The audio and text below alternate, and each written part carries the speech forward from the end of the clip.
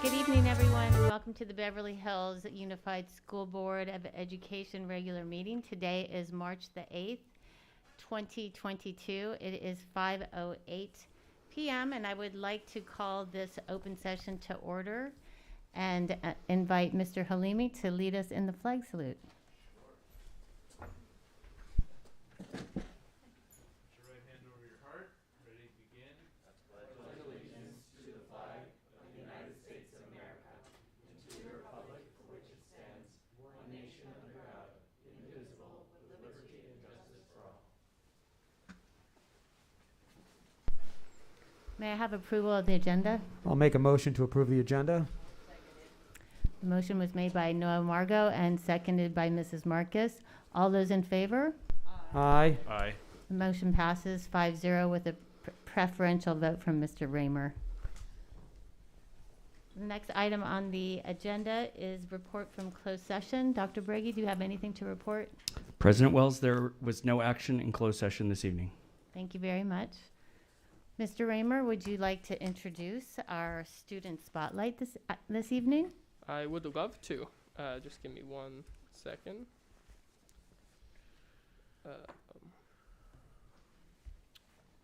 Sorry, I'm running some computer problems. That's okay. Take a minute. Give the printed agenda. Oh, sorry. Doesn't? It does. Alrighty, perfect. Well, thank you for allowing this student spotlight. I am proud to introduce this year's freshman class cabinet, elected at the end of the first semester, now members of the ASB class, planning events and representing their grade level within ASB and to the school. So without further ado, I'd like to introduce freshman class president Sabrina Niku, vice president Daniela Rabanian, treasurer Ava Hollander, and representative Phoebe Crivoy. So they should be on the Zoom, so give a wave, guys. So I know I didn't ask you to do this, but I figured why not. If you would be able to unmute yourselves for a minute and just kind of say why it is that you joined ASB or kind of the reason why you wanted to be a part of it. We can start with Sabrina. Sure. Hi, I'm Sabrina Nico, I'm freshman class president. I've been in ASB since fourth grade, so it's one of my biggest passions, and I've ran for position every year, and I love planning events and making sure that I've been in ASB since fourth grade, so it's one of my biggest passions. And we talk about it in long class, but the student, like the school spirit, has dropped down since COVID, so I think it's really important for me to try to make it the environment happier again, especially because it's our freshman year and dropped down since intimidating, so I think it's just really important for kids to feel comfortable at school. That's why I thought I should run for class president. Intimidating, Thank you, so Sabrina. I think it's just really important for kids to feel comfortable. Hi, my name at is school. Daniela Rabanian. I'm the freshman class vice president. It's my first year in ASB. It's my first year running as well. I've been friends with a lot of people like Sabrina who have been in ASB multiple years before, and I've heard about it before, but much like her, since coming back from COVID, I feel like we've been so drawn away from each other, and I wanted to kind of help bring us all back together in this new school year, especially since we're new to the high school. Thank you, Daniela.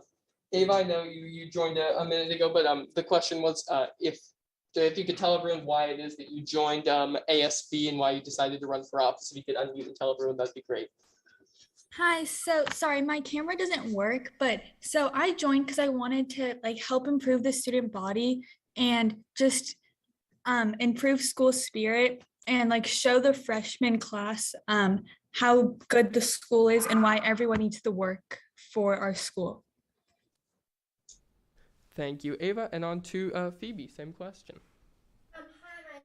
And I'm the 9th grade class rep, and I wanted to be an ASB because I wanted to be a part of it and just help make a better impact on our school. A big round of applause for our freshman class officers this year. I'm definitely looking forward to seeing what you guys do throughout the rest of your time at Beverly. So great job and keep on doing what you're doing. Thank you very much, Eli. I'd like to welcome all of you and thank you so much for stepping up and for your leadership. I think it's going to make a huge impact on your class, and it's really wonderful that you are inspired to do this, and we look forward to seeing what happens in the next year. I'd like to pass this along to Mrs. Marcus. I want to congratulate all of you on your wonderful accomplishment. I'd also like to tell you that it's wonderful that you got involved and how it will make you feel so much better with your involvement and being a leader. So keep it up and good luck to all of you.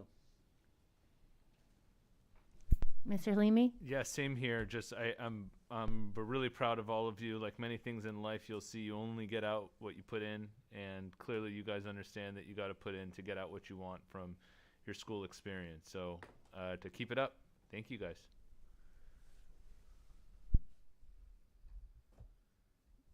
Dr. Stern? Thank you so much, and congratulations to all of you, and I really look forward to your contributions, and we're very lucky to have you. Thank you. Wonderful to meet you all, and ditto cubed from my colleagues. Thank you. Dr. Bragi? Congratulations as well, and I look forward to meeting all of you in person. All right, thank you very much. The next item on our agenda is the public comment, and the first person that we're going to hear from is Camille Lieber, and you have 3 minutes. And I'm a senior on dance company this year. We would like to personally invite the board to come see our show March 17th, 18th, and 19th at 7 p.m. at the Saban Theater. We've all been working very hard, are passionate about our creations, and are super elated this is the first time in 2 years we're able to perform live. We can't thank you all enough for your support, and we hope you can make it. Thank you. Thank you so much, Camille. The next person we'll hear from is Parisa Levy. Idin, sorry if I mispronounce your last name. You have 3 minutes, Parisa.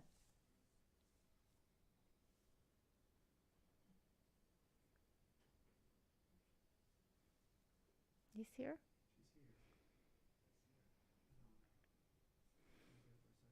Parisa, are you there?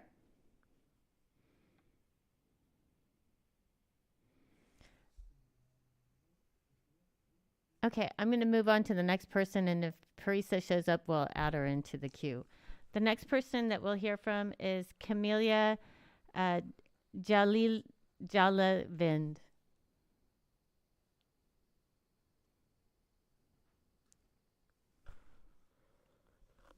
Camelia?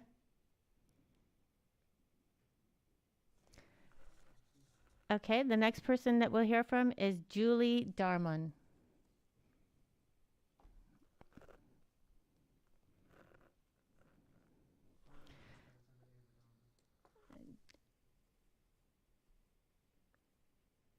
Okay, the next person we'll hear from is Jasmine Yadigar.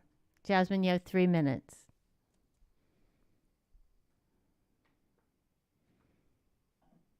Hi, can you hear me? Yes, we can hear you. Okay, sorry about that. Thank you for giving me the time. My name is Jasmine Yadigar. Dear Dr. Bragi and board members, the city of Beverly Hills has been my home for the last 40 years. I, along with my siblings, cousins, relatives, and friends, went to preschool, elementary, middle, and high school here. The only reason why my family and I chose to live here is because of our school district. Prior to COVID and the schools merging, my children loved going to school. We enjoyed the camaraderie, community, and family. Unfortunately, now we are all divided. Parents, teachers, principals, staff, superintendent, and board members. What we all have in common is our passion, devotion, and dedication to our students who are responsible for shaping our future. We want to collaborate and support you in any way that we can. We've spoken with you in person and written countless emails and letters. We are one of the wealthiest districts in the nation and in the world. We have all the resources and the support that we need. I'm sure that together we can make a difference and make our schools better, even better. With all the media, news channels, and rumors going around, we want to hear directly from you. We want to have open, regular, in-person community forums to hear what you have to say. You've heard our concerns over and over again. We want to be heard. We still haven't heard from you, and we do want to hear from you. We welcome your feedback to address our concerns regarding mask testing and vaccine mandates, academic enrichment post-COVID, academic curriculum rigor, construction and facilities updates, and what we're doing to be a world-class state-of-the-art school district. I thank you for your time. Thank you very much, Jasmine. I believe Parisa Levidon is back on. Are you there, Parisa? I'm here. I hope you can hear me. We can hear you. Okay, great. Thank you, everyone, for your time. I had a couple of things to say. After Mr. Breggy announced that the masks will be optional next week, I witnessed children in glee and excitement that they can see their teachers and friends' faces at school. They can exercise freely and breathe during yoga the way they're supposed to. Thank you so much for allowing them to have the mask option and celebrating everyone's rights to choose. Unfortunately, shortly after, I heard a teacher say that we only do what we're told to, and this was not part of our MOU. As a parent, I was saddened to see that the teachers feel so powerless and mistreated. I'm asking for the MOU to help our teachers feel appreciated and recognized, but to continue upholding the current option to be masked or unmasked, and even an option to vaccinate if that is up for discussion, vaccinate or not vaccinate. Our teachers do so much and sacrifice so much of themselves to take care and educate our children. They deserve a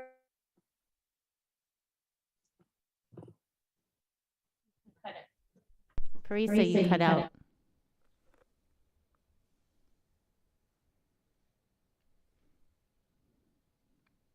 Okay, we'll come back to you if you come back. Sorry about that. The next person that we're going to hear from this evening is Shalom Berkman.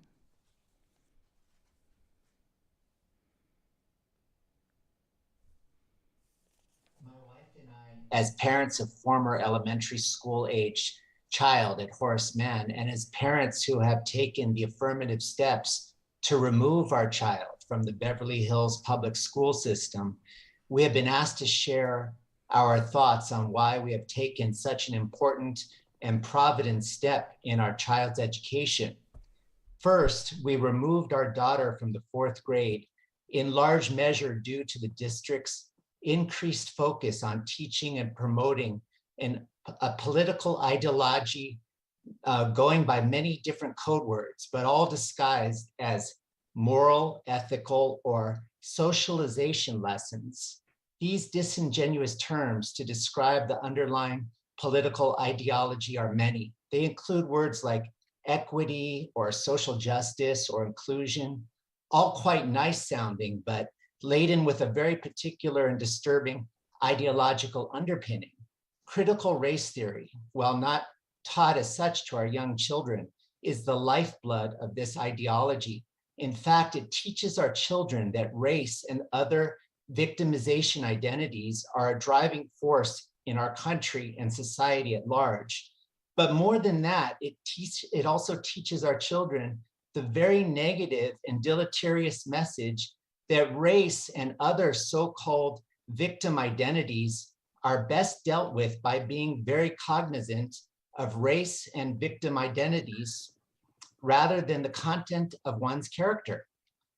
And the public school has no business treading anywhere near divisive identity politics, but this is in fact what BHUSD has embraced. Beyond the political ideology that has corrupted our school district, a school district to which my wife and I still generously contribute with our not unsubstantial taxes, the additional factor for our decision has been the approach taken by the district and other levels of state and local government to COVID. The damage to the younger generations of school-age children resulting from the response to COVID, including shuttering the schools and forcing our very young children to wear masks when schools were finally opened, has been demonstrated even at this very early stage based on empirical evidence. These include higher rates of emotional and psychological issues, obesity, diminished socialization skills, higher rates of broken marriage, and the list goes on and on. The bureaucrats and politicians who impose the various mandates on our children pay little or no attention to these very real risks, and our children have paid and will continue to pay the price of this recklessness. What I can tell all of our friends and neighbors is that our decision to remove our child from this destructive environment and to create a loving and positive homeschool environment with play dates and other activities with our daughter's friends has been an absolute blessing. Shalom, I'm sorry that I have to interrupt you, but it's been 3 minutes. Thank you very much for your comments and taking time to be here this evening. The next person that we'll hear from is Sagali Sabag. And Sagali, you have 6 minutes. Can you hear me? Yes, we can hear you. Okay. Good evening, board members and Dr. Brakey. I'm speaking tonight in response to a couple of teachers that have decided to use the Board of Education public comments as a platform to continue to push an inaccurate narrative such as BLM, CRT, DEI, and all the unsubstantiated mandates. Preaching or teaching BLM has nothing to do with Black History Month. BLM, CRT, and DEI are all misleading narratives of discourse that are indoctrination and submission of hateful ideologies. During the last board meeting on February 22nd, these two teachers decided to go on a rant about the parents' public comments at the board meeting on February 8th. Let me be very clear. I was not speaking about Black History Month, and I was specifically speaking about preaching BLM and racism during music class to the entire 500 plus students. Thank you, Gabe Halimi, for understanding and explaining the difference between teaching the Black Lives Matter political movement in the classroom and Black History Month. Yes, BLM is a politically charged movement with anti-Semitic undertone that incites violence and crime and has absolutely nothing to do with Black History Month, particularly since most BLM members are white college students funded by billionaire George Soros. This is not a subject that a music teacher or any teacher at BHUSD should be preaching, regardless of her personal beliefs.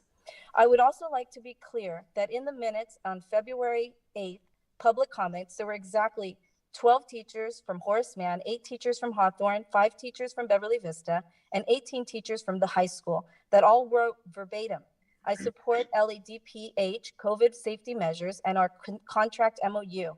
These are teachers and by no means the majority of our community in favor of the mandates as stated by Ms. Chan, February 22nd. So what now?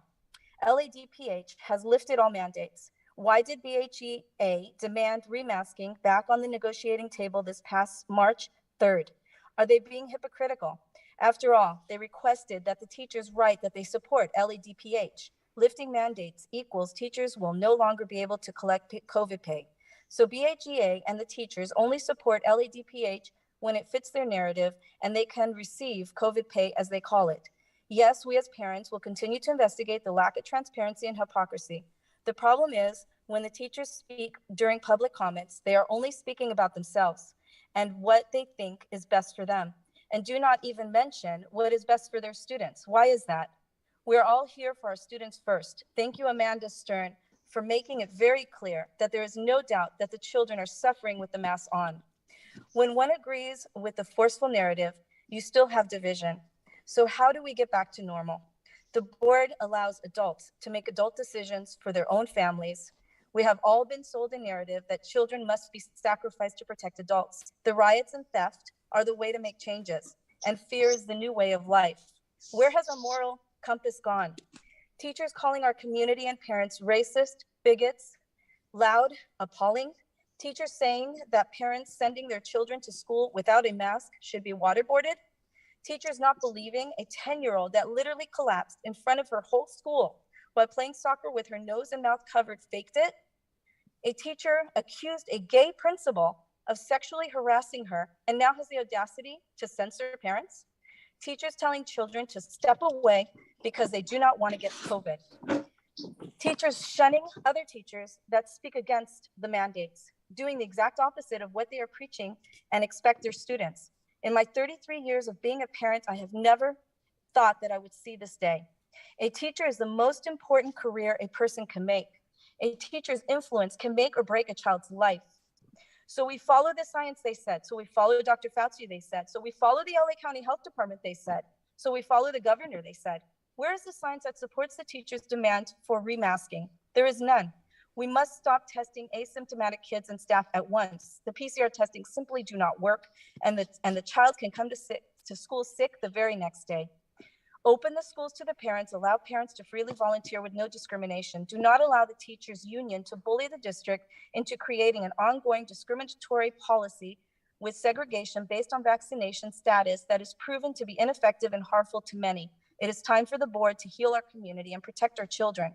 COVID funds should be used to offer free summer school since so many children are so behind due to the COVID closures and online learning. The teachers therefore may receive extra COVID pay. Funds have been allocated for new books and we will be requesting the list of the books considered. Critical race theory, CRT, and BLM, diversity, equality, inclusion, DEI, and allyship program will not be tolerated. These curriculums are being pushed with an agenda that is dangerous and will ultimately be pushing many Beverly Hills families away, and I will be one of them. We live in a glass bubble that has been very badly fractured, but not broken. Our community can heal once we realize that it's the adults that have misbehaved and not the children. I urge the board to say enough. Bring the temperatures down, as Mr. Gabe Halimi has said. Do not allow BHEA to do as they see fit. It is now time to get back to normal. Thank you so much. Thank you very much. The next person we'll hear from is Mahal Amir Salkin.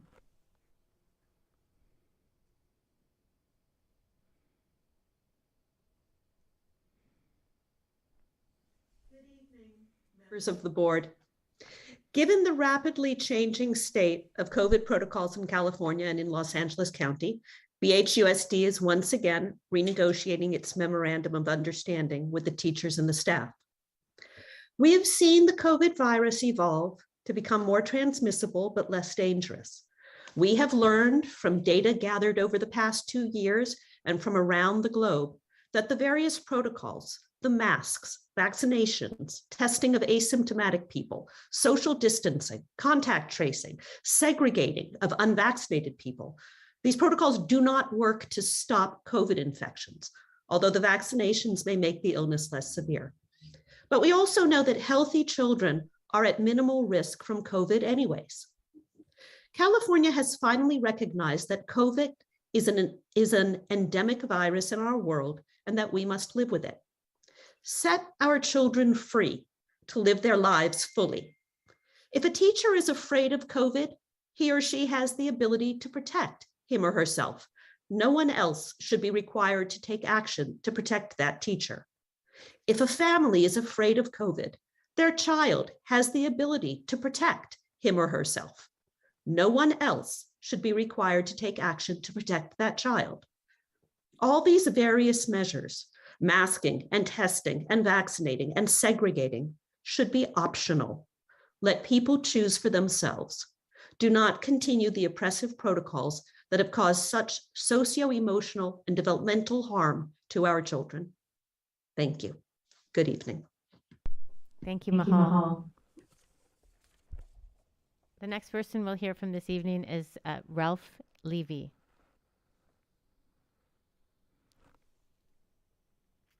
Do you see it? I don't see Ralph. He is? Oh, hi there. Hang on 1 second. So, Madam President, dear board members, and Dr. Breggy, we were very pleased that mask mandates indoors will stop in BHUSD starting next week. It has been a long journey and discussion, but we are finally there. I would like to express my gratitude to the board, Dr. Breggy, and the BHUSD staff. As we see that UTLA is trying to push back on that refreshing change, I assume that BHEA is doing the same. There are no reasons for teachers to do so. Students will now have a choice, and teachers have a personal choice as well. Masks and vaccines are available to them as they are to the students should they decide to use them. There is no reason either to subject extra credits to wearing that mask, which we've heard. That would be going against the students' newly found freedom and would be a devious way to force the students to wear their masks. We as parents are also looking forward to the testing protocol suggestions from Dr. Breggy, as the infection numbers do not warrant the testing of asymptomatic students, whether or not they are vaccinated, since the vaccine does not prevent transmission of the virus. Also, 2 laws are in the works. SB 871 will require all children 0 to 17 to get the COVID-19 vaccine to attend childcare or school. and SB 866 would allow kids 12 to 17 to get the COVID-19 vaccine without parental consent. Here are my thoughts as I reflect on the enrollment numbers and projections presented 2 weeks ago. I can tell you that as a parent, that the adoption or enforcement of these two measures will drive a significant incremental decline in enrollment should this board decide to implement them. At a time where it's public knowledge that healthy students are a higher risk of vaccine injury than to become seriously sick with a virus, adding into the list of mandatory vaccines does not make any sense. Incentivizing 12-year-old kids to take a vaccine without their parents' consent for a pizza, a bag of candy, or gift cards would be an unthinkable, immoral, unethical, and devious way to force a vaccine on kids whose judgment is not the one of an adult yet. We are witnessing a massive exodus from California from multiple reasons. I hope this board will not add the vaccine mandates to the list of causes that will decrease enrollment next year. Thank you. Thank you, Mr. Levy. The next person we'll hear from is Nida Nasir.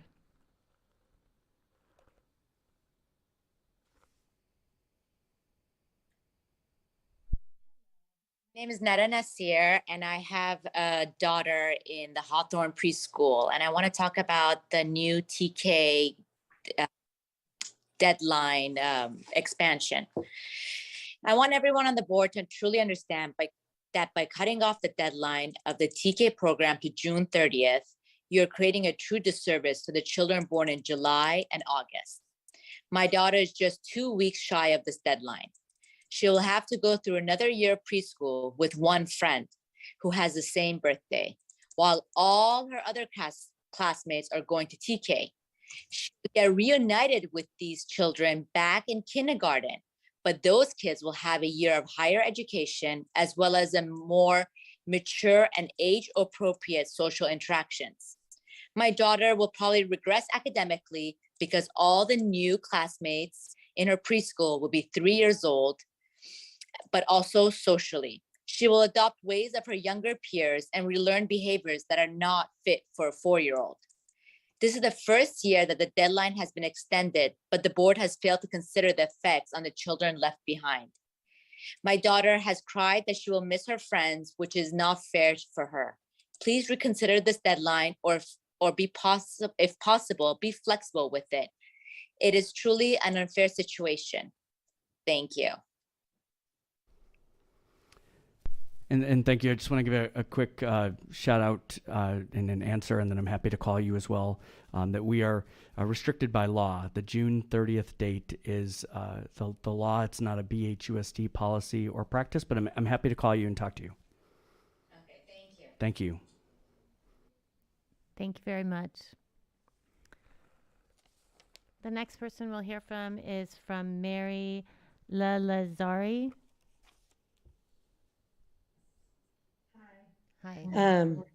So actually Neta's daughter and my daughter are in class, so I'll read off my thing as well. Hi, Dr. Breggy and the board. I would like the board to reconsider the revised TK deadline. Currently, the program has been extended for children who reach 4 prior to June 30. The current revision has only excluded July and August children. The revision would be detrimental for the July and August children who are turning 4 and do not make the quote cutoff. Keep in mind that these are the same kids who are going to be reunited with their friends in kindergarten, except they will be emotionally, educationally, and developmentally disadvantaged. Essentially, what the current revision has done has made January through June children who are already the older children have more access to an educational program and stripped the youngest, the July and August children, of the benefits of the TK program, a program designed to help the transition from preschool to kindergarten. These several children, who are 2 kids in our class, would only be the 4-year-olds amongst other 3-year-olds. Our preschool program was not designed for this setup as well. The mixed age worked well when there was a balance of 3 and 4-year-olds. This would no longer be balanced. Clearly, this isn't and wasn't what the intended TK expansion was supposed to be, and I would like the board to review the expansion as well. Thank you.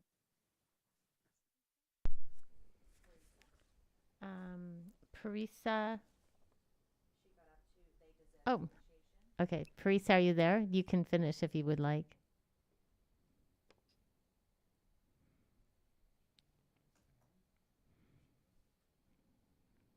Can you hear me? Yes, Yes, we we can. can. Okay, great. All right. So I was talking about the teachers when I got cut off. They deserve appreciation, breaks, vacations, celebration, and compensation for their hard work. However, the MOU negotiations should not be above the law and make choices that would sacrifice our children's health and well-being. We need to put the issue of the masks behind us and take a look at how we plan on managing an endemic. Do we need to continue testing children that are not symptomatic, and for how long? Do these children need to continue feeling this anxiety and stress from the pandemic? Do we need to vaccinate the little ones if we're seeing the vaccines are ineffective and bringing on numerous risky side effects? Let's show our children and students that the world is a just place, that the teachers and administration care about their breath, their bodies, and their healthy choices. Let's work together to build a family with all campuses involved so we can all have happy, healthy children that are thriving. Thank you so much for your time.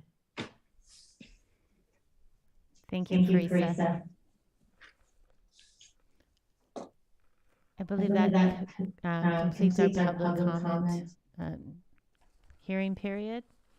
The next item on the agenda is our consent calendar. So I'd like to make a motion to approve the consent calendar minus items 9E, 9H, and 9K. May I have a second? Second. Thank you, Mr. Halimi. All those in favor? Aye. Aye. Motion passes 5-0 with a preferential vote from Mr. Raymer. The first item is 9E. I will make a motion to approve agreement with Waldron and Associates.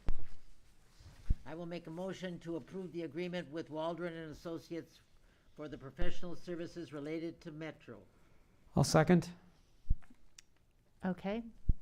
Well, I was one of the people that pulled this item. I just wanted to ask Wade if it is possible if we can lower the not to exceed to 50,000, since it seems to me that this might be a bit of a high estimate, and maybe we could come to a different number where we can then come back and approve it as necessary.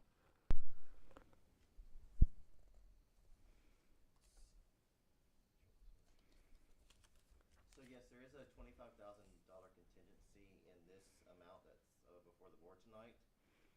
If we do approve at 50,000, we may need to bring this back to the board if it exceeds 50,000, but we could most certainly do that. Is it just because it said appraisal and other services? I also flagged this. It just seemed like a lot for an appraisal. Is there any more to detail you can share? This is related to the trial, the MTA trial, and being a person most knowledgeable related to the appraisal. So it's related to the trial.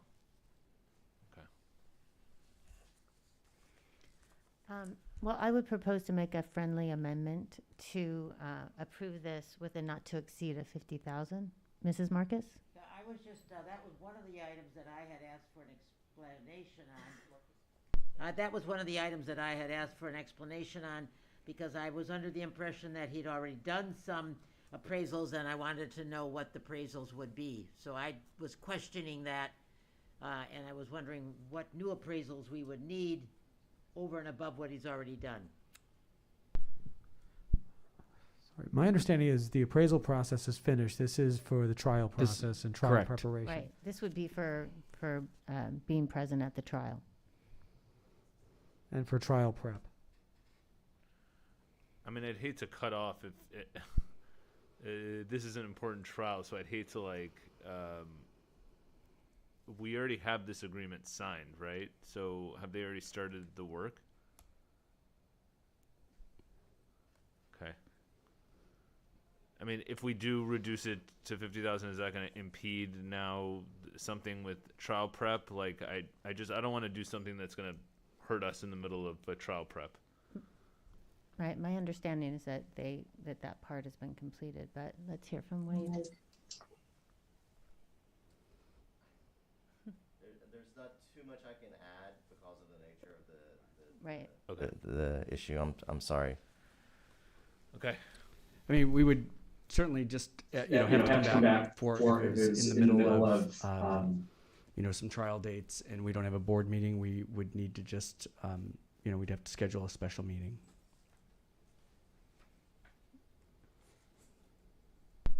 Do you want to get a new motion to amend the motion, a friendly amendment? I'd like to make a friendly amendment. Okay, I will approve of the amount not to exceed $50,000. And I don't know Noah, did you second it? Originally, yes. I just before I give you the second on that amendment, Wade, you don't have to get up for this. Do we set the not to exceed on this, or do we have to renegotiate that?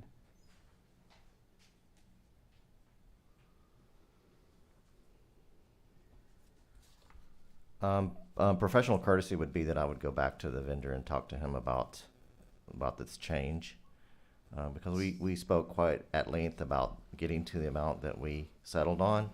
So this is a pretty large departure from that amount. So thank you. So colleagues, then we would have to table the item and give direction to renegotiate the not to exceed amount. We shouldn't amend the current contract. I will make a motion to table the item.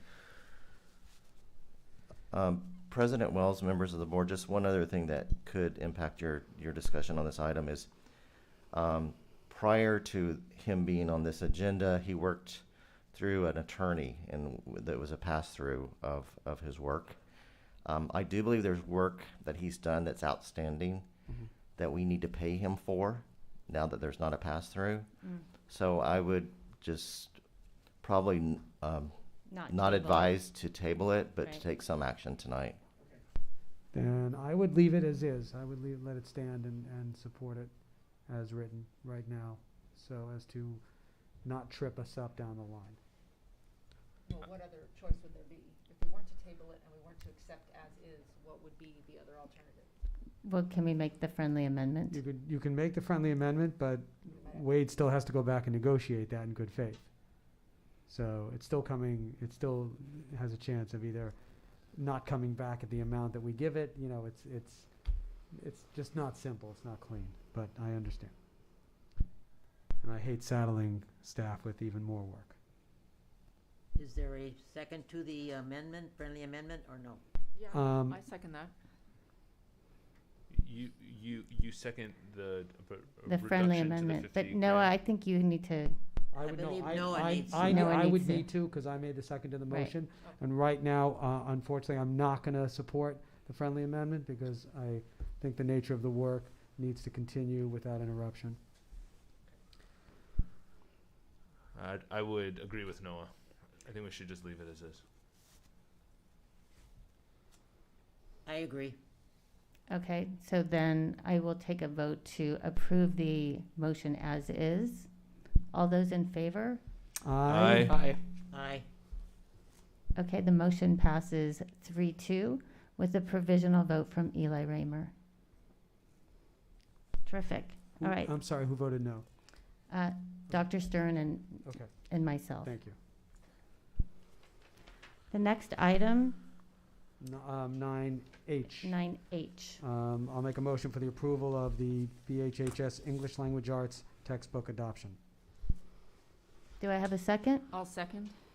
Okay, the motion was made by Mr. Margot and seconded by Dr. Stern. Mr. Halimi had pulled And this. Mr. Halimi, did you want to start the discussion? Yeah, I pulled this one because I wanted to have a discussion about specifically how the textbooks are selected. I do understand there's a panel of the English teachers that work together to approve this. Is there any community involvement, parent involvement in terms of selecting the textbooks?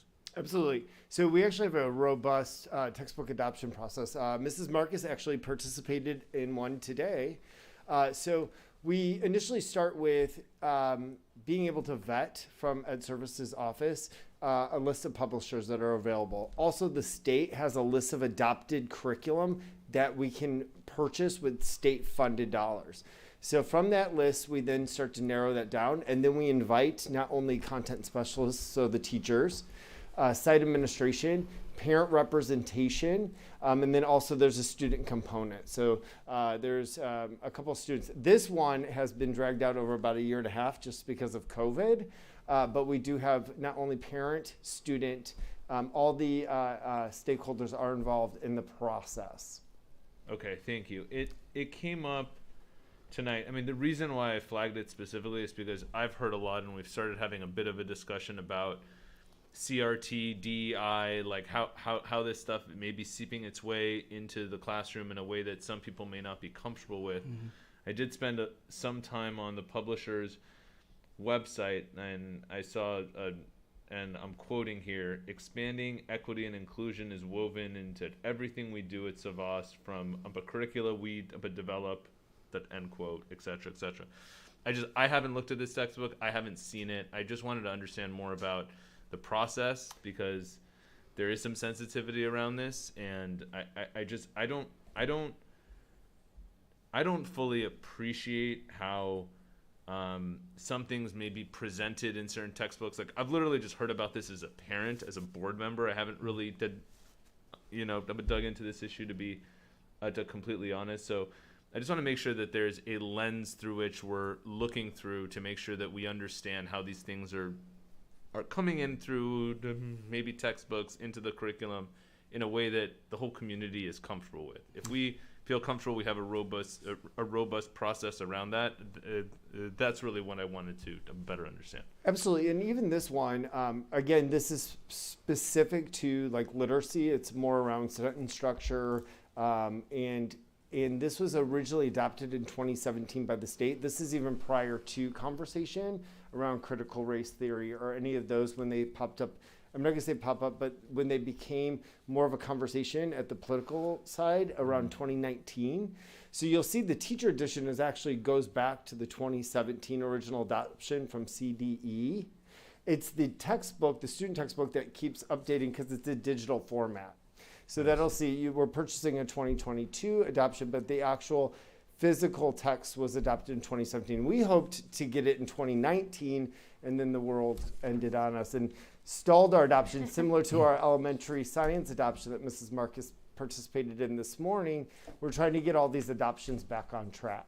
Yeah, like, I don't know what Mr. Berkman tonight in the public comment, what he was specifically referring to, but he was, he cited these kinds of issues, CRT, DEI, BLM, like, as one of the issues that the primary reason he pulled his kids from the school district. Now, I don't really know where the rubber is hitting the road today in our classrooms. I was really surprised to hear that, but this was the point that I really wanted to talk about, and also to Miss Sabag brought this up as well. So I just want to make sure that we are thinking about these things and being very intentional as we're selecting the textbooks for the students, and it sounds like we are. So, yep, absolutely.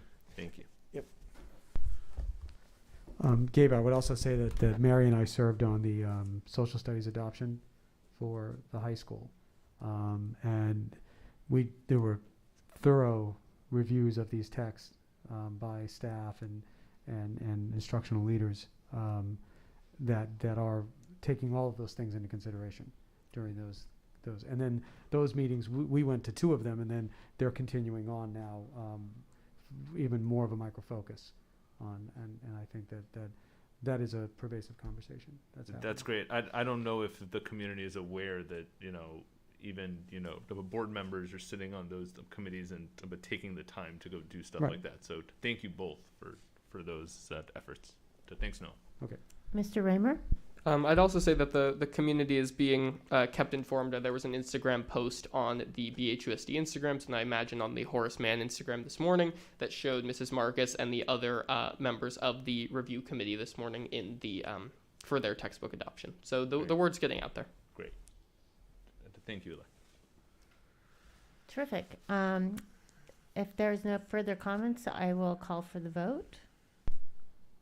All those in favor? Aye. Okay, the motion passes 5-0 with a preferential vote from Mr. Raymer. The Okay. next item is 9K, approval of warrant report number 9 for 2021-2022. I'll move to approve warrant report number 9 for 2021-2022. I'll second. Thank you. A motion was made by Mr. Margot and seconded by Mr. Halimi. I pulled this item, and the reason I pulled this item is I had looked at the invoices from TCDS, and it's just really a question for you, Wade, our request really going forward. When I look at the invoices and I see, we really just see the name of the person and the number of hours, but we don't really see like an accumulation of it's just by day. So there's not a lot of detail there or what that work is that's being done. And so I just really question like how we track or how one tracks or the district tracks to see how those hours accumulate within our purchase order that's been approved, so that we're really able to manage what the man hours look like, because I see hours of 10 hours in a day multiple times. So are we managing those hours to make certain that we are staying within the budgeted amounts that we have? Great question. At the bottom of those invoices and at the last page, there's a breakdown of how much it was the original PO and how much has been spent to date. So that's kind of the first place we look to make sure that, you know, the time frame is in a reasonable amount.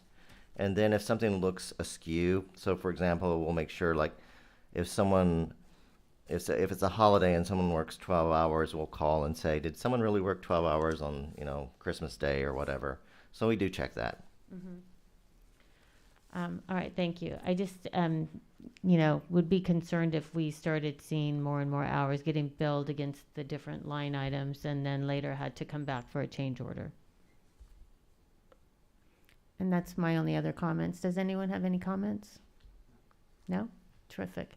I'll call for the vote. All those in favor? Aye. Aye. Mrs. Marcus, did you say aye? I said yes. Okay, great. The motion passes 5-0 with a preferential vote from Mr. Raymer. The next item on the agenda is item, I'm going to say 10. 10A. 10A, thank you. 10A.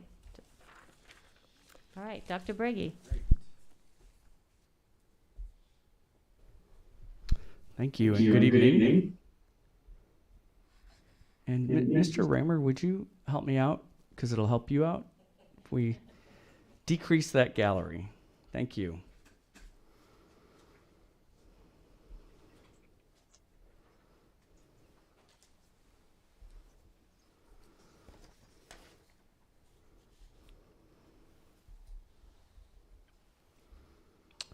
So I wanted to start out this evening. Last week, I sent a message to our community acknowledging the unrest in our world and how this impacts all of us. And I think you've heard tonight in public comment and some other comments how sensitive of a time it is for our BHUSD families, but also with our students and our staff and all of the changing and ongoing protocols with the LA County Department of Public Health and moving from the pandemic to the endemic. And so it's just one more thing that I want us to be mindful of. You know, our students are hearing things through the media, on social media about what's happening. So I just wanted people to be aware of that because this is certainly a very big issue in the world that's impacting all of us in Ukraine. And I just wanted to start off just acknowledging how difficult this is a time for everyone and many of our families. So I wanted to start off with some good news here with our active cases, which again is such a great reflection of our community. We are the benefactor of our community doing a great job with the protocols. And so we are now at a place where we're at 4 active cases in the school district, 2 staff and 2 students, which says a lot about where we are and hopefully the positive nature for our future. And then we also share an update. This is the last week. While the dashboard looks at the last 5 days, this looks at like the last week. And you can see the number of positive cases that we've had. And this is through both our rapid antigen and also our PCR testing. This is kind of a skewed amount at the high school because we did have our PSAT, ACT testing, so we were not in session to have testing at the high school in full transparency. So what's really important is, and some exciting news for some and some fear for others, is the opportunity to have optional masking beginning on March 12th. And so when students come back to school on Monday, they will have the option, as well as staff, to choose to wear a mask or not to wear a mask. And so there's a campaign behind this slide that I want to share with you because I think it's really important that when you work with students and you work with people that are going through change, through some sort of change management here, and it doesn't matter your age, that it's really important that we have an understanding that it's your mask and it's your choice. And, you know, that's really something we all need to wrap around the idea of that each person that decides to wear a mask or not is up to them and it's their choice.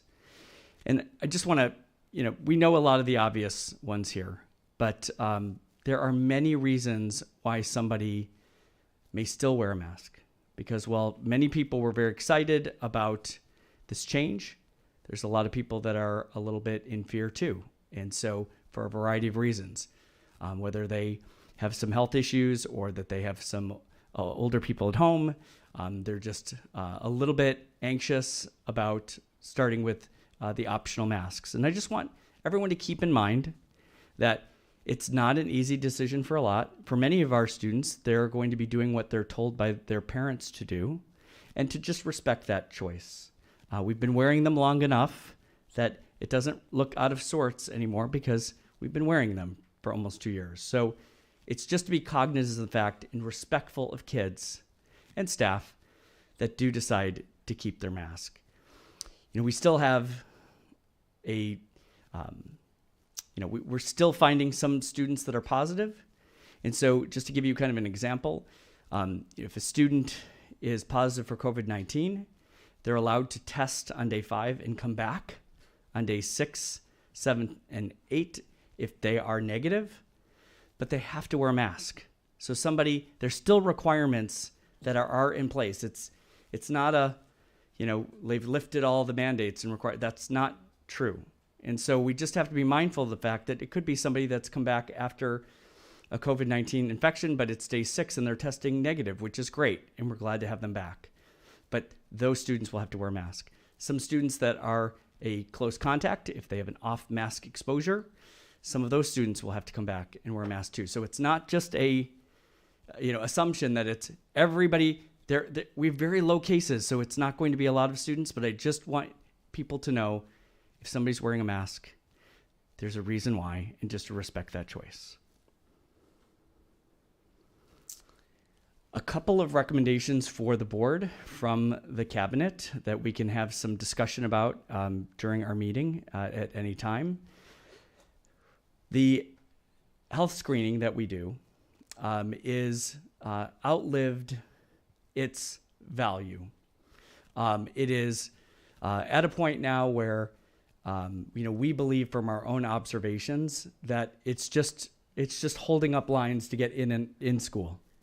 Our recommendation is, starting on Monday with the optional masks, is that the student health screening, where you have to show to come in, is no longer required. However, the board made a very good decision 2 years ago when we bought the thermal scanners, because that is an indication of a fever, and that doesn't impede traffic coming in. As you know, that thermal scanner is hundreds of kids are coming in to even an amusement park. That's how many students it's capable of reading temperatures. Those will still be in place. We also know that people have been inundated with if your child or a staff member is symptomatic, to then just stay home. So our recommendation is with the masks is that there's really no longer reason to continue with the health screening that's done in the morning.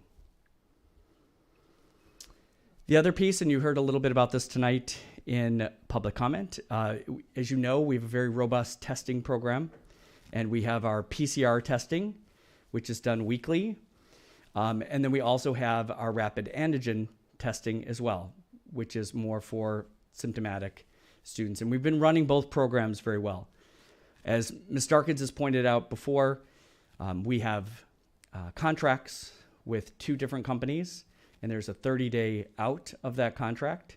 And so a couple things we just want you to keep in mind as far as the testing program. And the first thing is that this will be the first time that masks are by choice. And that may give us some data that there's an uptick in cases. And so it is a good idea, and it falls during a good time, since we are under contract still, that we have this time to be able to look at that data for the next 30 days. Also keep in mind too, that we have not received back from the LA County Department of Public Health, even though this has been now public for quite some time, that we essentially have 3 days left of school before optional your choice of masking, that there could be, and most likely there will be, some required testing that we have now for athletes, band. We're not sure exactly what that will be from the LA County, but it's very, very possible that could be in when we receive the written protocols, which we've not received yet. So something else to keep in mind. The recommendation moving forward is to continue with the rapid antigen testing program. And that is something that we'd like to see in place. If you look at that 1 month out contract, 1 month from today is Friday, April 8th. And that's the week before spring break. Our recommendation is to give Dr. Now 1 month's notice to end this program. And that would be the weekly testing that we do, the required testing for athletes, band. And we'd like to extend that to the end of the program, which would be Friday, April 22nd. That gives us that baseline for when people come back from traveling on spring break. And this is, we're trying to utilize our resources since we have them for a month. And that this is a big move and a big change to masking by choice. So some thoughts for you there as far as what to continue and when to continue is something that we can discuss either now or at another time during our meeting. We would just need direction. It's not something the board has to vote on. It's just to give us that direction. We have that 30-day window, which puts us right up against spring break, which is kind of a nice time to be able to look to see what changes there are with any positive cases beginning on Monday when masks are by choice. So just a clarification. So you're saying you would provide the notice March 22nd or so, which will then carry you through April 22nd. Correct. That's the recommendation. That's correct.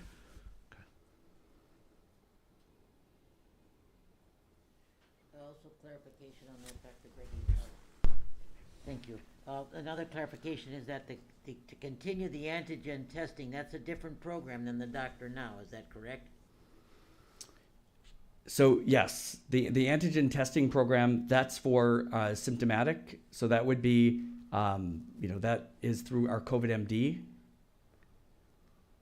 And it's the other one that you. And that's the rapid testing that we have. Yeah, and that's what I'm saying. Yeah. The PCR is the send away to the lab, and when you guys do, sorry to interrupt, when you do the weekly of the unvaccinated students, that was PCR. Right. And we do recommend just continuing that, because it's like many of the pop-up shops that we have a lot of people that come in and get tested, and it would be just nice to be able to provide that service when people want it and need it. But today we're still regularly testing. What's the current status of the program? How often are we testing our kids? Once a week. So right now it's still mandatory once a week. So you would Yes. for unvaxxed, and you would continue that for another 6 weeks. Yeah, but so it's unvaxxed, but we've had a random for our vaccinated students as well. So sorry, unvaxxed and people that random vaccinated. Yes, in all elementary because of the eligibility for vaccinations. But what about people that have been infected over the last 90 days? They're also excluded? So we've those students would not be tested. So we've already eliminated, like, with those, and families have been fantastic about just letting us know, like, if there's been, hey, there's been a COVID case in our family, here it is, and then those students have not had required testing. So, Michael, do you want direction from us tonight on this? Because it seems like a timely matter. And would you like it right in the middle of your report, or do you want to wrap it up and then we'll go back and give you direction on this issue? Either way, I can finish the rest of my reports really quick. I can go through my report really quick, and then we can come back to this. Okay. I was going to end with this, but I wanted to start with the most important thing, and that's kind of where we go from here. And I'll go quickly through there because I think Eli may have some of these as well to talk about. As you know, we had our career day, 45 panelists. Mr. Halimi was one of our panelists. It was a great opportunity for our students. It was Zoom. Can't wait for next year because that in-person career day, that you can't beat it. There's nothing like it that I've seen before. Also, we had our SAT, PSAT day. What a great day. We had our PTSA there, snacks, fruit for kids. People were in a really good mood. It was really organized. Shout out to Marissa Letterman and Dustin Seaman for everything that they did to make that such a smooth day. Not a lot of school districts in the state of California do this at no fee. We absolutely do that because we know the importance of this assessment, and we were really proud to do it. I had the pleasure of going to see the Acapella Choir, and also on the right-hand side of the screen, one of our baseball games with two of our new coaches, which was exciting to see. Also, we have Seyoung Kim, who many of you have probably heard of her before, and she has been noticed and been accepted in orchestra to work with the All-State California Orchestra and in Fresno, and that was a very exciting opportunity for her and a great representation for our high school. Eli has talked about this a lot, but I got to tell you, these are just two performances. Whatever you can do, put them on your schedule right now. They are highlights every year, the musical and also the dance company. So please do what you can to go there. You will not be disappointed. With BVMS, this is a gate ceramics program on the left-hand side, directed by Mr. Lisco. And they were taught clay techniques. They were looking at a theme of culture within the ceramics and also glazing their work. And on the right-hand side, Science Olympiad, which was the week before last at the middle school, and they actually placed in 7th, and they're going to be moving on to state. So special thank you to Ms. Alexis Crane. Some more BVS news, just with 6th grade, their Wolf Camp in Simi Valley, one of our first grade level trips back in action again after being postponed and rescheduled. And on the right-hand side, this is just kind of end of the day with Dr. Scon on the right-hand side. This was already talked about today, and as pointed out, Mrs. Marcus had joined the elementary science textbook adoption with teachers from each grade level, principals, instructional coach, I-4 coach, some district administration, board members, and parent representative. Then on to Hawthorne. We had a wonderful day last Thursday or Friday, I think it was, and it was the Multicultural Day, which was a very exciting opportunity to see our different countries, and it was a very special opportunity to speak. We had representation, a table for Ukraine, and that was very exciting to be able to see that. Special thank you to their PTA. It's no small feat to put on a multicultural day for students, but they certainly enjoyed it, and they made use of a great space outside. Some more pictures of Multicultural Day on your left-hand side, and then on the right-hand side with our visual arts under the direction of Ms. Fetterman. 6 elementary art students were actually provided awards for the Youth Art Month art show, and that's very exciting for those students. It's hard to believe that that kind of work is being generated in elementary school. In Horace Mann, some pictures, just some purple pride. And last weekend, the elementary Olympiad, Science Olympiad. So, and thank you to Mrs. Pomerantz for all of her work in generating the excitement and also the overall presentation. Something for consideration that was talked about in our finance committee, and this was, we were discussing the demographics report, and they were excited to hear about the TK expansion program that gives some additional opportunities for students that are our youngest learners. The possibility of looking into seeing what the impact would be if we did grandparent permits. It would be just one additional permit that the district could look into to help with many of the classes that are needing some additional enrollment at each grade level. As I mentioned, this was brought up in the finance committee, and for further discussion from the board to see if there is some if there's an interest to start looking at what the impact would be for our school district. You can see on here there's several school districts that have grandparent permits.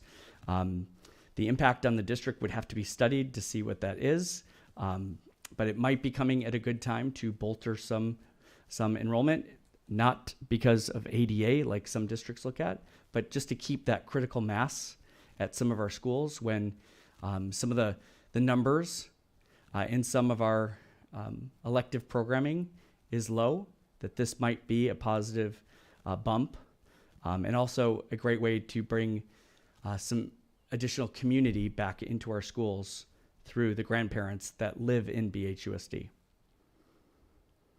And then finally, I want to end with International Women's Day. The campaign this year for International Women's Day is Imagine a Gender Equal World, a world free of bias, stereotypes, and discrimination, a world that's diverse, equitable, and inclusive, a world where difference is valued and celebrated. Together we can forge women's equality. Collectively, we can all #break the bias. So my life is filled with a lot of strong women.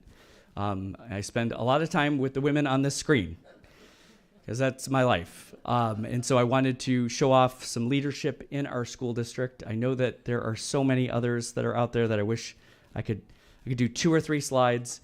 But in our school district, I'm just so proud and honored to be able to work with the strong leadership of the women that are on this screen. So congratulations to all of you. And that is my report. Thank you, Michael. I'm going to open this up first. I would recommend that we first speak about the testing and limit the conversation around that first, and then go around after that if anyone wants to comment on the remainder of Michael's presentation. Sure. Michael, can you put up that one slide again that talks about your recommendations? Would that be possible? I think that might be helpful. Of course.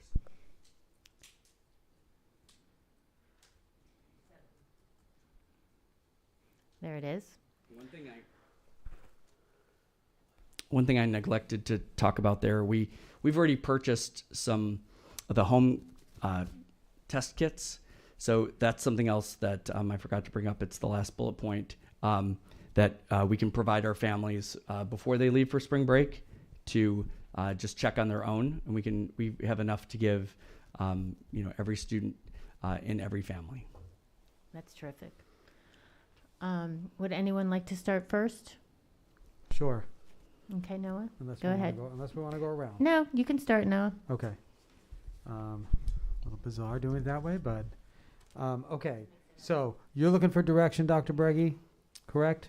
That is correct. Okay. So I support giving notice to Dr. Now, but at the same time, I also support testing everybody when the masks come off on Monday.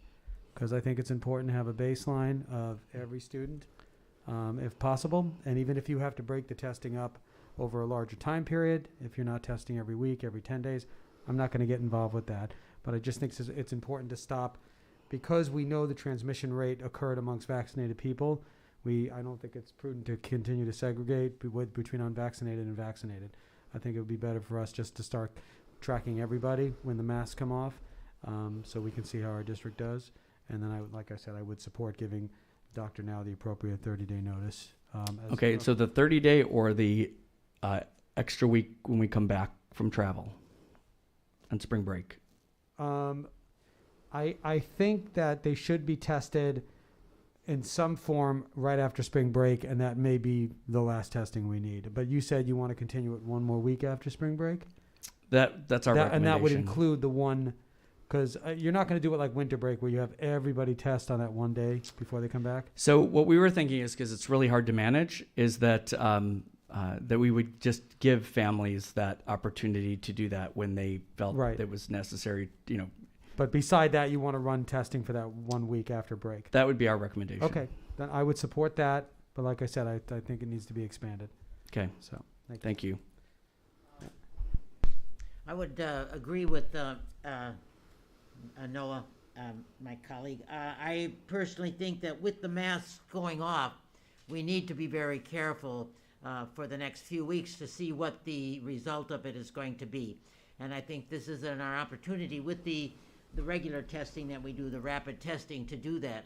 I'm fully in favor. And as far as coming back from spring break, if that maybe for maybe a short period of time after that to see what happened, but not to do a full-scale testing returning. I don't agree with that one. If that was what, I don't know, Ms. Margot was suggesting that, but I would come back with testing right on a normal basis, on the regular basis after spring break. And then as far as the Dr. Now, I would love to That's what I said, Rochelle. Just testing that week on a normal basis. Okay, that's fine. As far as Dr. Now, I would love to be able to give them notice that they will no longer be needed, because that is not the same as the rapid testing test that we're using. That's another one altogether. Correct. And I think that we do have to give them a notice, and I think we should give them notice that we will not be using their services anymore.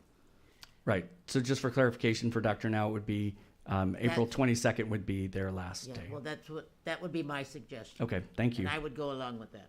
Thank you. I guess just a point of clarification for Mr. Margot's proposed change. So you're saying you would expand the testing starting next week when the masks come off to include those that are vaccinated and those that are within the 90-day window after being infected, so we have a baseline and we're testing everyone when the masks come off. Is it? Well, I think people who have been infected, I'm not. If it's the 90-day window, then you can excuse those. Like you said, I wouldn't drag them in. But I think for everybody else, because as we've learned since Omicron, the vaccine doesn't really prevent transmission as well as it should have. It may prevent severity, but not transmission. So if we're trying to track it, it's as important just to test everybody. And we have the ability to start out testing everybody for the first, for a couple weeks, and then roll back to random testing but we could make that change. We're still using the testing service, but I think once the mask comes off and what the data has showed us about vaccinated people contracting the virus, we shouldn't segregate anyone. It makes sense to me. Yeah, that makes sense to me. Are there any issues that you see to Dr. Breggy with about execution of that? Because haven't we told people that get back, right? And I'd like to add a thought to that as well before you answer. I mean, I think my recommendation would be that we proceed with planning to end on April 22nd. I think that sending home the home test for all families and allow them to do the testing on their own for when they come back from spring break is really great, really wise, and I really support that. And then in terms of how you test for the remainder of the time from now until the end of the 22nd, I might just recommend that you do random testing for vaccinated and or vaccinated. instead of trying to test all of one or the other, and just really just sample from now to the end. Yeah, I would say keep in mind, like, what we have in place that's been working, that students are used to, is it is all elementary, and then for middle school and high school, Right. It's And unvaccinated. I'm okay with that then, as well from a logistic standpoint, since it's already set up that way, to just phase that out to the end and then have everyone take a home test home, but knowing that we're going to be ending on the 22nd. It just seems that that's the path of least resistance right now, or some sort of, randomizing that population. And the board really built this on, just reacting to the data. So, it, depending on what that looks like in the first week or two, like, we can make those adjustments, but I think that's wise. Go ahead. Several things. First of all, I'm happy to hear that the thermal scanners will remain, because, of course, I'm not a doctor, but I am aware that regardless of COVID, my understanding is that when someone has a virus or something that could be transmissible and they have a fever, and of course you guys would have to get clarification about what really demarcates a fever, because 98.9 is not necessarily a fever, and right. It's you can be that way because you ran to school or something, but that might be good to prevent all sorts of. It has been. It's already proven. Right. I mean, there are other things going around besides just COVID, so Exactly. it's really not a bad idea. I also think that symptomatic people, surely, that should be available, rapid testing. I don't know if I feel that just because the masks are coming off, that necessarily means we need to run and get a baseline. I mean, if I understand correctly, the numbers of transmission and what you just showed us, it's pretty darn low in the community right now. I know it could be like, a rapid fire that just takes off. I realize that, but I would personally feel that there's no need to rush and get baseline testing. But the idea of making some sort of an easy way for home testing to occur no more than, say, 2 days before returning to school after spring break is very wise. But I do appreciate how much time and labor it took on that Sunday that all the staff and admin gave up when they did all the testing after winter break. And that was I don't know any other district that did that. I'm hoping that doesn't have to happen, and instead that there are home kits that are reliable and truthful. And let's see. I also do agree that if you've had the illness within the 90 days, then you should be exempt from testing if you had a confirmed case. And that's it. Thank you. Okay. So just for clarification, though, Dr. Stern, so you are advocating for then for the PCR testing to end when? So in other words, the weekly testing that you're doing in school, that's PCR, because your rapid one is more for the visitors and, okay. Correct. That is difficult to say. I think that should continue right now, but I understand. I think that if we gave the notice, as you said, to Dr. Now, I think that is acceptable, unless we have other data to show otherwise. But it really seems to be trending downward, and it's trending downward so much that I have a hard time thinking that it could just ignite and explode in any, in a fast clip at this point. So I'm okay with, tentatively getting rid of them at, I think you said April 22nd. Yeah, April 22nd. Okay, thank you. I'd like to agree with some of my colleagues about phasing out PCR testing probably on the 22nd, so we're able to, but I would also be in favor of expanding the weekly testing for the next few weeks while the masks are off, and then for the week after spring break, just so that we are able to see the effects of taking off the masks on the COVID cases, especially after a break, as we saw that there was a spike after winter break. We wouldn't want the same thing to occur after spring break, so we should figure out a way to detect it early so that it isn't able to be transferred on school grounds. But I just want to continue the conversation. Keep in mind that they do believe it is now endemic. So while, after the surge, after the Christmas break, it was still, I guess, the pandemic, But now if you buy into the fact that they're calling it endemic, it's a different beast right now. So I don't know. I mean, I just wanted to add that to the conversation. If you given that it's an endemic, do you still think that there should be, ramped up testing at this point? I know what you mean. I think since we are looking at finally phasing out the testing, we should go out with just getting as much information as possible and ensuring everyone stays safe, just so then we can move on in the future without it more confidently, even if, because they are declaring it endemic, and so we will have to live with it for quite some time. But as we come out of it, I feel like it's a good idea to get a certain amount of data on how it's spreading at schools without masks and such. And then I guess the other question is, looking at Rebecca over here, eyes wide open, is it possible, as we're suggesting this, a possible expansion in middle school and high school to test more people? Is that possible?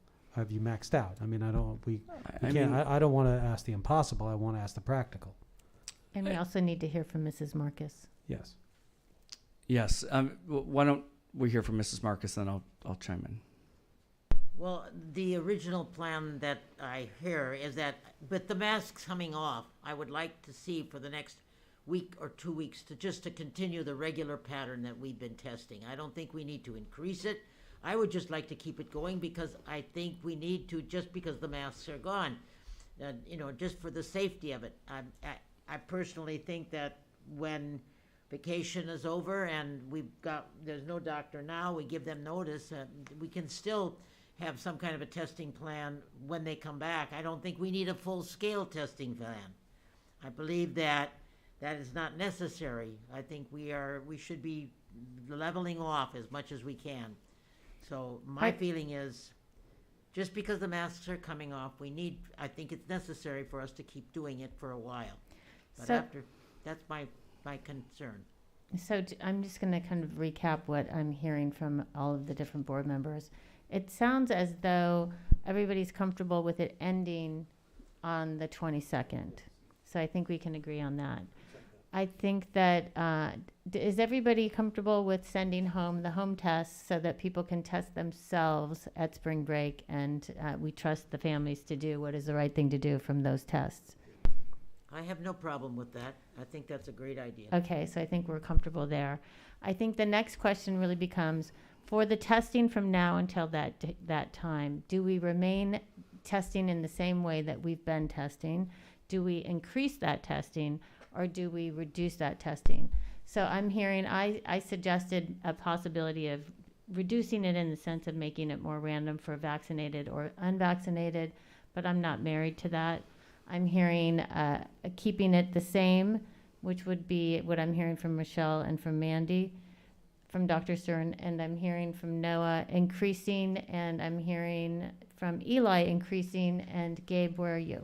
Yeah, I agree with Mr. Margot's comment about not treating vaccinated and unvaccinated children differently at this point, because I don't think that the data suggests that we should be. I think that everything that Mr. Margot said around that, I agree with. I think I would what I would like to see happen is continue the random testing for both the vaccinated and unvaccinated, to continue that program, but I wouldn't necessarily ramp it up. Just because the masks are coming off. That would be my preference, but I don't. But I want to hear from the rest. Okay, of the so would you then? I mean, the elementary schools were testing everybody. Correct. So we're talking about middle schools and high schools. On a weekly basis, we're still testing everyone in the elementary school. Yes. So yes. I guess what I'm saying is I wouldn't necessarily feel like we need to test everyone. I would just do it randomly. Randomly so for in both camp that I am. both across the board. I would, yes. I would just do it randomly. As long as, for me, I'd be okay with that as long as you did equal number. Yeah. Right. Equal number what? Sorry. Vaccinated, unvaccinated. Yeah. Well, it's just one pool. I don't want to say. It's just random. Right. I don't want to show any favoritism at this point. To me, if someone's vaccinated or unvaccinated, it doesn't. Right. So I guess the question is for Rochelle and Eli and Amanda. You stayed the same. Would you be comfortable just randomized? Do you want to say something? Yeah, I don't think it's logical any longer to say, you're vaccinated, so therefore you can't transmit it, so why do we need to know? That just doesn't seem logical. So I think that makes sense. I also want to have a conversation about contact tracing, because that has seemed to me to be extraordinarily time consuming and intrusive for both the classrooms and, of course, the personnel who are involved in that. So in terms of when you know there's a case, or how, however that works, can you comment on how you feel that should proceed? Me? Yeah. So I think it's going really well. We've been really impressed with the changes that the county has made. They have been really responsive to the fact that we are in a different place. When we came back from winter break, I wasn't sure we were going to keep our schools open. I really wasn't. I mean, we did everything we could to do that, and that was the goal. But right now we're in a different place. And so the cases, you saw the numbers. I mean, the contact tracing is now so limited because the cases are so limited, but also because the requirements from the county have changed around what we need to do for contact tracing. So when it was mask on exposure for everything, that was a very different situation. Now we're really reduced down to mask off exposures. What happens then, right? And so that has limited the impact on our students, on our staff, and on the greater community, which I think is a really positive thing. So you're saying then that is tenable and that should continue. So and we're hoping that this won't happen, but if there is a known exposure and a cluster, then you are comfortable, based on the less stringent guidelines and protocols for testing, that you can carry out that contact tracing and still continue. Not only am I comfortable, I would be comfortable if Omicron happened tomorrow, knock on wood it doesn't. Yeah, right. We have such a great team in place who could step in and do that. The thing is, it's not about whether I'm comfortable. It's actually a requirement from the county right now for us to continue to do that regardless. I see, right. And in terms of what we can do, eyes wide open, as Mr. Margot said, if you said to me, I want every single person tested, would there be a hurdle? Sure. Could we make it happen? Absolutely. In terms of what's happening right now and the place that we're in, can we do a randomized 50-50 split to make it equal for unvaccinated and vaccinated students? Very easily, yes. Did that cover? Yes, Sorry. that's very helpful. Okay. Mrs. Marcus, where are you?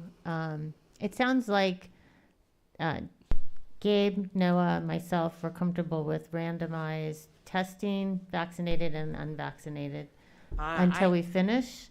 I have no problem. As I was saying, that I just think that the program needs to get continued.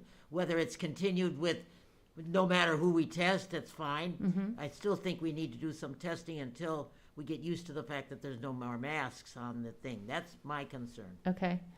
And Amanda, are you comfortable? Where are you now? Yes, I believe if we could randomly equally test vaccinated, unvaccinated, also those who've been exposed, the contact tracing, anyone who wants a test should continue to be able to have one. Of course. Right. And then also, like I said, I just want to reiterate that there is a number for the fever threshold so that it doesn't get crazy, because some people don't realize who are manning those scanners that 98.9 you should not send a kid home. Yeah. That would be a horrifying. No, most of the time we'll have them take a seat, just rest, because like you said, it's warm out, and so it's they'll get their temperature taken again. Right. It's not an immediate. You need to get out of here. Think about what that number is. I mean, according to pediatrics or whatever, I believe, I don't know. Yeah, they have it. 100 or I don't. Yeah, they're close. It's a long. Sorry, I do want to just reiterate. I will work with my colleagues on this random testing, 50-50 random testing. But personally, I think we should be testing everybody for a couple of weeks, because we'll never know the effect of taking the mask off unless we do. We'll never really know. So, and I think as an educational institution like a school is, we should want to know things like that. And science should want to know things like that, because we have the ability to answer that question, right? If we could, for a couple of weeks, say, hey, we took the mask off, and guess what? Still, week upon week, numbers were either nil or went down, right? Then we would really know. If we do it randomly, we'll suspect. That's, and I know Rebecca's going to kill me for saying this, but just the educator in me more than, and then concerned for obviously safety, but I think that we're kind of over that safety hump now, but we have the means to do it. I think it's something that we should do at least for a couple of weeks. And if I could just say, like, one of the reason it was a recommendation from the cabinet was to just keep what we're doing now is because we have really good data coming in, and we know that data, we manage that data. And so by keeping it the way that it is, then we know how to manage it. So it makes sense to us to be able to see exactly what you're saying. Is there a change?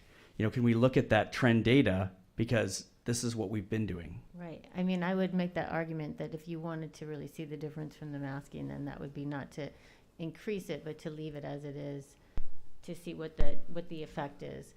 Leave the testing as it is through the 22nd for that argument. But I understand that, but leaving the testing as it is then is not doing a 50-50 random. No, then it's you're, not. They're talking Correct. about really doing Yeah. the testing as it is. Right.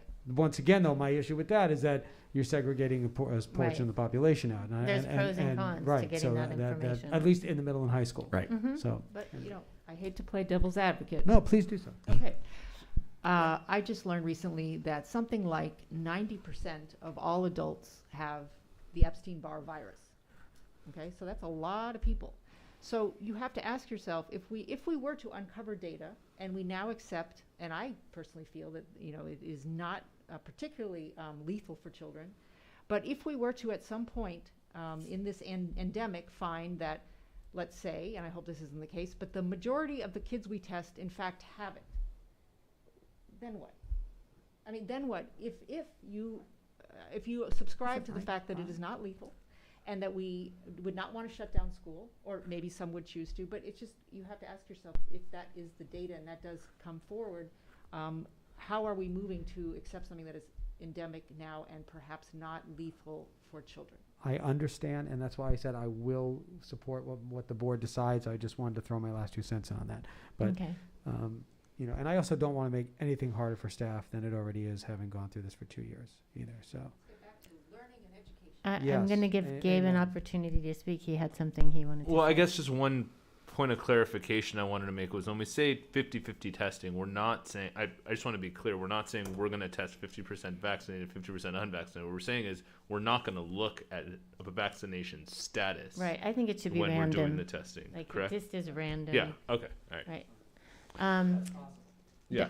So then, Rochelle, are you comfortable with it being a random testing? And then that would include that would answer your issue of testing through the 22nd. And I have to sort of renege. I have to sort of renege on what I just said. I think I'm more in favor of keeping things status quo for the next few weeks, because I feel that I want to know that if masks come off, we're still doing things a certain way. I mean, I'd like to stop the testing also, but I feel that I do think that we need to, because we're changing one thing, we need to see what effect that's going to have. And so for that reason, I feel that we need to keep testing the way we've been testing for at least for the next 2 weeks while the masks are off. I think that's the thing that I'm concerned about, is that we need to find out what's going to happen. And the only way we can find out what's going to happen is to continue to do some testing. The science teacher in you brings up control and variable.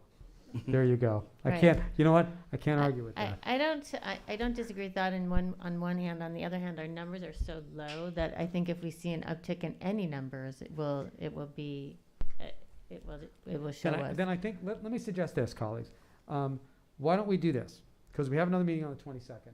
Let's at least let staff do the same testing next week that they've been continue this week or this week and next week, right? The same population of testing. Split the Let's baby. revisit it on the 22nd, Right. and then see if we need to change it. Is that? From a planning standpoint, does that work?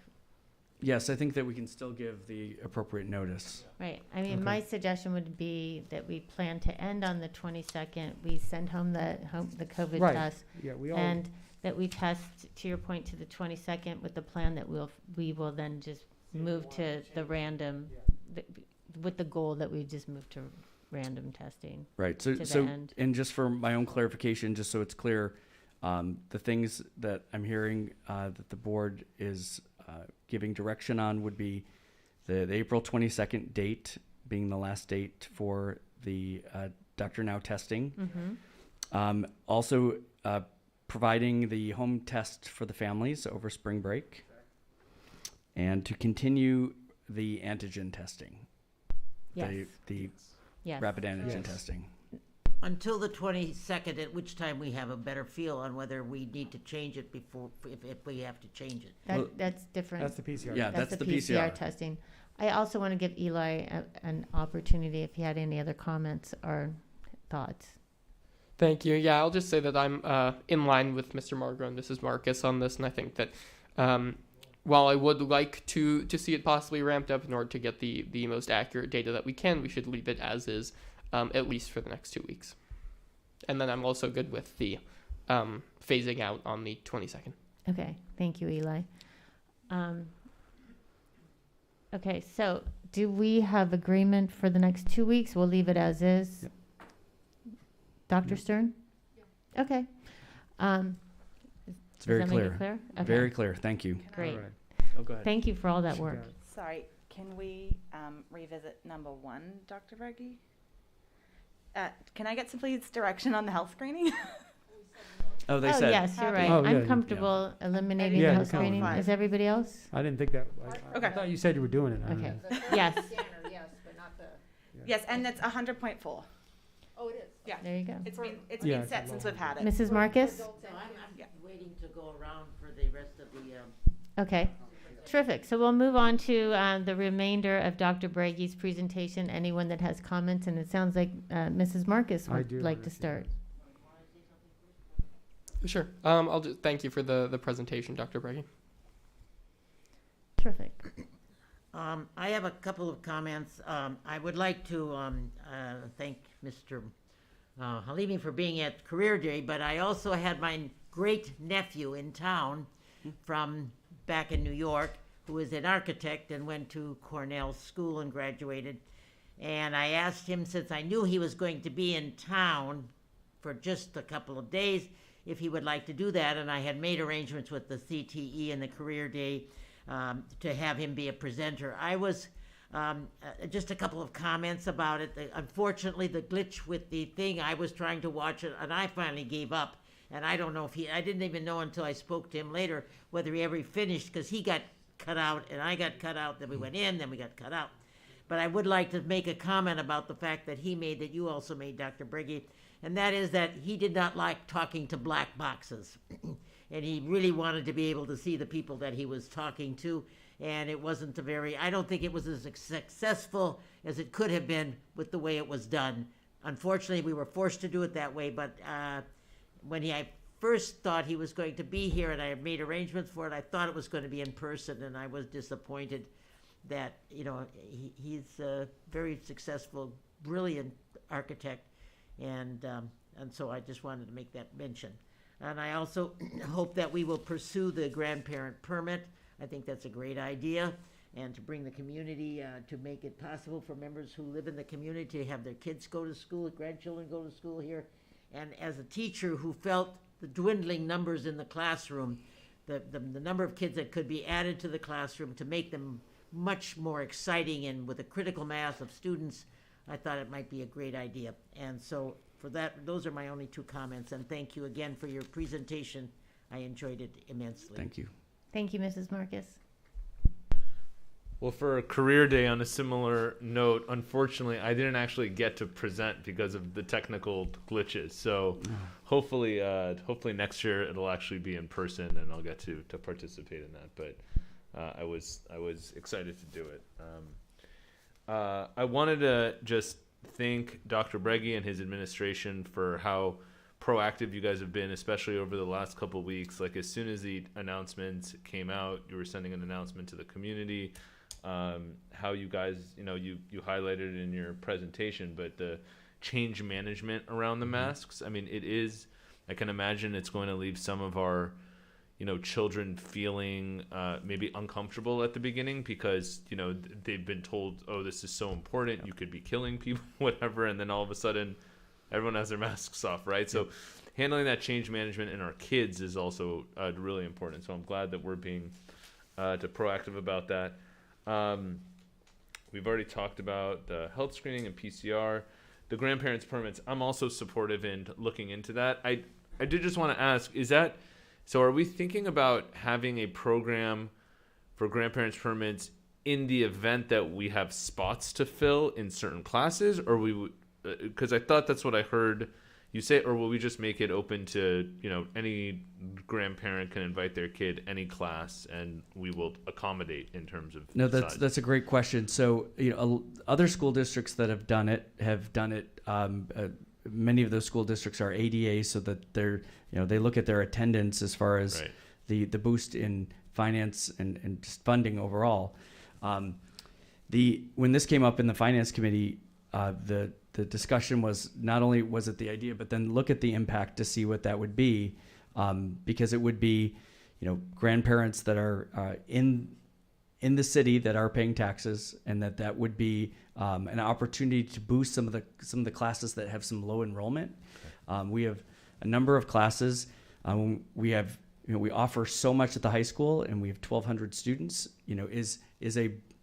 They're a boost of students that come in, and class sizes could go from 12 to 14, or depending on what that class is. There's a possibility that could not help us for our funding because we're basic aid, but to fill the holes in many of our grade levels when it comes to the robust programming that we have. Mm-hmm. I guess then we would just have to find a way to communicate far in advance. Then once you've accepted someone to fill a whole, call it, in one class, would you necessarily invite them back the following year? I mean, I think you would have to at that point. Yeah. So these are all the things that we'd have to consider. Yeah. But I'm in favor of looking at this kind of program. Okay. I think it's a great way to further build up a community. So thank you. Thanks. Dr. Stern? Clarification, we're commenting on the grandparent. Oh, great report. Happy as always to see that the numbers have gone down, and I really like the recommendations that you guys had for the testing. And I just want to say that I'm really happy that we have a big global shift. The virus is no longer boss, is how I would like to say it. The virus is no longer boss, and we're getting some control. And I really just look forward to getting back to academics. But thank you for your report. Yeah, and thank you. This was great conversation about the direction for the program.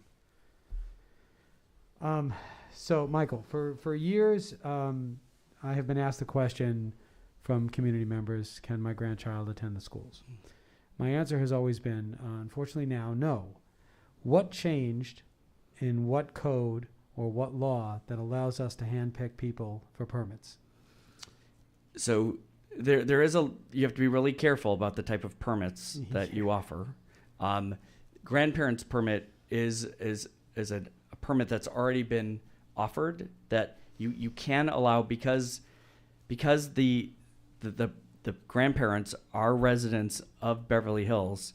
You are allowed to offer that permit if it's acceptable from the board, to allow that permit without having to offer all these other permits. It's based on the fact that these are taxpayers in the city of Beverly Hills. I understand the rationale, and it was called the legacy permit, and we had them. Right, but it's different. Legacy is a different permit than the grandparent permit. What's the difference between the two? It was not, because it was completely based on the fact that we defined the legacy permit that the grandparents, the kids, let's say my generation, went to schools here. Their parents lived here still, but they moved away, and they wanted to get their kids in the schools.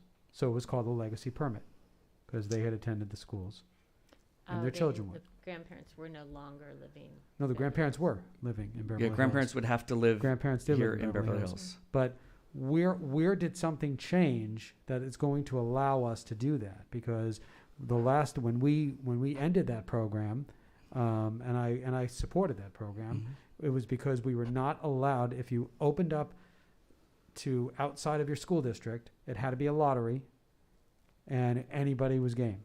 So you couldn't handpick, you couldn't do the legacy permit anymore. So I'm just curious. I'll look into the archives a little bit, because the legacy permit was different. It was also offered at the same time as other permits were being offered in the district. This would be a specialized permit just for grandparents. And so legacy permits have a different criteria to them, and I'll share that with you. That's fine. Regardless, yeah, I do support staff looking into this and bringing back, I guess you need to run the numbers, but I do support this. And I also happen to think that it's a finite number of people. You know, we're Correct. not talking about we're going to be overrun by people, because Correct. they have to still reside here. The grandparents have to reside here, and the kids have to be close enough to make it feasible for them to come here. Right. We don't offer busing. Correct. So those are other issues that we have to consider. You know, people who have moved to the valley, even though they're eligible, are not going to want to come. All right. We don't think it would be an overwhelming number, but it for, you know, just the spirit of community for many of our families that have, you know, come to Beverly Hills schools themselves, and then also their children, Right. you know, to offer that. No, as it's great. I was shocked to see this on your report. I thought this was never going to come back in any form. So that's part We've of the done a issue. little bit of investigating. It came up at the finance committee, Thank you. and so, but we've been doing a little investigating, and we'll continue to study it and bring you some updates. Thank you. I'm a huge proponent of the of having those permits. I think it would be really wonderful for our community. So I really look forward to hearing more about it and how we would actually execute that program. I don't know if you have to limit it, or if it ends up, if there is a limited number, or if it's just open to all, or how you would manage that going forward. But I think it's really a wonderful thing to offer from what we've learned of the demographic studies and families that do stay here, and many grandparents who are still here and residents of Beverly Hills and don't have the opportunity to have their family live in Beverly Hills, but many that would love to be in our school system. I think it's just really wonderful to have, and rich to have that heritage in our community. So I fully support that and look forward to it. Great. And I don't have any other comments. Okay, thank you. But thank you very much. Can I just ask one question? When we say heritage and the difference with the legacy program, my understanding was that the legacy program, a parent or the grandparent had to actually go to the school. Where I think what we're saying now with the grandparent program Yes. is that as long as the grandparent is a resident, that would be sufficient, correct? Yes. Yes. Okay. That's All that's right. one aspect. Yes. Yes. Okay. I think I mean, that's really really what you're cool. doing is you're kind of waiving the residential requirement. You know, if the grandparent is the resident, but the child doesn't reside there. Right. But they're, you know, they visit grandma and grandpa. Yeah. So it's okay. Yeah. Stop Okay, laughing. You got a so testing if to there go are do. no other comments for the superintendent's report, I will move on to Mr. Raymer's student report. Thank you very much. Let me get everything pulled up.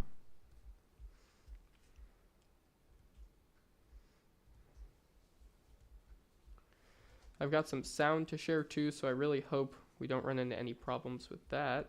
K-Bev, let me know if I'm messing up the sound in some way. I also want to make sure that the sound on here is on. It should be. It should be? Okay, perfect. Alrighty, so getting started with the student board member report. So of course, as always, starting with the high school. Going to the past, the band concert that Dr. Breggy, Ms. Starkins, Mrs. Marcus, and Dr. Stern attended. You'll actually see the top of Mrs. Marcus's head in this video. You got a cameo.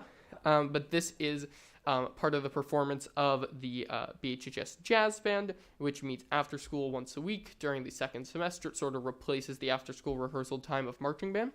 And this is a clip of the song Runaway Baby that they closed their three-part set with. So let's hope this works.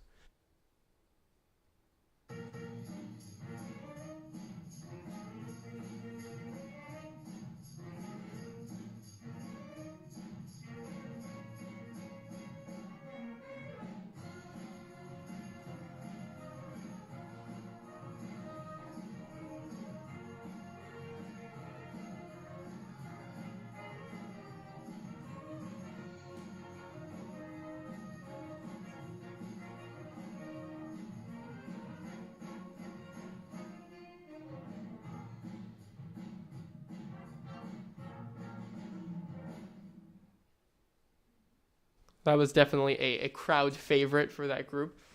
We also saw performances by the concert band and the symphonic band, as well as the combined concert and symphonic band at the end. So it was a great performance, very well attended, and I know everyone had a great time.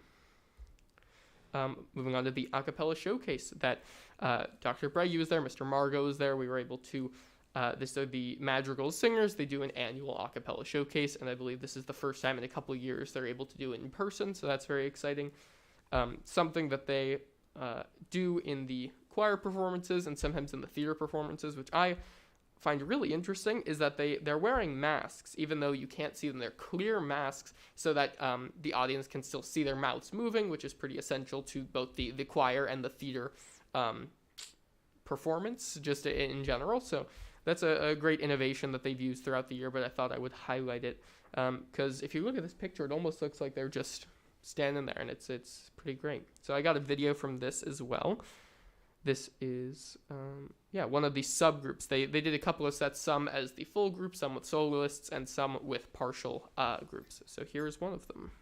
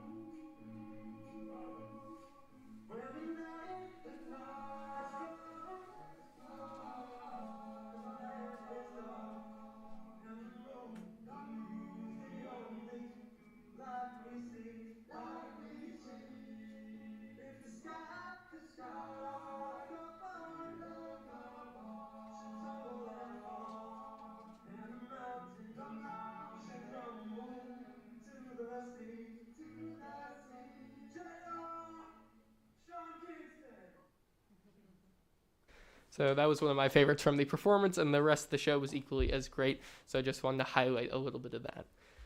Moving on to the future, these are things that I've highlighted before, but of course are always deserving of more recognition, one of which being Singin' in the Rain, with performances April 1st and 2nd at 7 p.m. and April 2nd and 3rd at 2 p.m. So I'm hoping that you're able to get out and see it. Tickets are on sale now. The 2023 Seas Candy fundraiser is still going on until April 1st. So place your orders with the link in the Instagram bio of at BHHS Class of 2023 or at ASB BHHS. Get some candies for your family and support the Class of 2023. Of course, Dance Company actually coming up next week, which is very exciting to see. I'll be attending on Friday the 18th. And I'm hoping to see a lot of you there because, as Camille said earlier, of course, you're all invited, and they have put so much work into this, and I'm very excited to see just what they're going to perform for us. So moving on to BVMS. Their Science Olympiad team had a competition, and Dr. Stern sent me this photo. So, Dr. Stern, would you like to elaborate at all on what the Science Olympiad team did and what they won? I will start by saying that this was the first time they had to actually do this remotely, and I know that was very difficult. But what we're standing there and what I'm holding is a catapult, and they had to see if they could construct it to go a certain distance, and that is what I was told when I was there for about 45 minutes. So if you want to elaborate on that as well. Thank you very much. Yeah, Science Olympiad is a great program. I was able to participate in 4th, 5th, and 6th grades. At 6th grade, at the point at El Rodeo, we switched to a robotics team, and that's the only reason I didn't continue. Of course, there are Science Olympiad teams at our elementary schools, middle school, and high school, so there is definitely a track that people go on, and a lot of people often join in elementary school and work their way all the way through the high school team. Our high school team has also had a couple of online competitions recently, so it's very exciting to see the middle school team competing and doing very well. On to Hawthorne.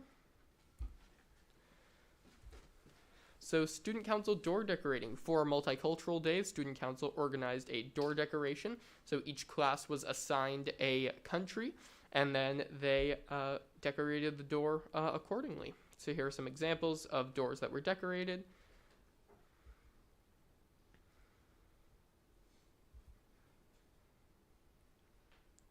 So some very inventive decorations on some of them. And of course, Multicultural Day, as Dr. Breggy mentioned earlier. Just an overall great event, great opportunity to bring the community together and to teach a lot of very important lessons. And reading buddies. So at Hawthorne, they have reading buddies. They have fourth graders who come down and read to the kindergartners. So that's what you're seeing here. Each fourth grader is paired up with one or two kindergartners to read to. And I remember actually doing that in kindergarten and first grade at El Rodeo, and it was always a very positive experience. So I'm glad to see that the tradition and the practice continues. Here are just some more pictures of that. And kindergarten chickens. So this is something that I had always wanted to do, and I know some other classes at El Rodeo did, but I never did. And it's that they are actually incubating. This is a kindergarten class. They're incubating fertile chicken eggs, which will then hatch into chicks on hopefully March 28th. They take 21 days to incubate generally. And I believe there's something like 7 different breeds of chicken represented in those eggs there. So we'll see some great variety in the chickens that hatch. So I would really like to meet them at some point. So we'll see how they all do. But yeah, there are 18 of them, and March 28th is hopefully the day. Thank you.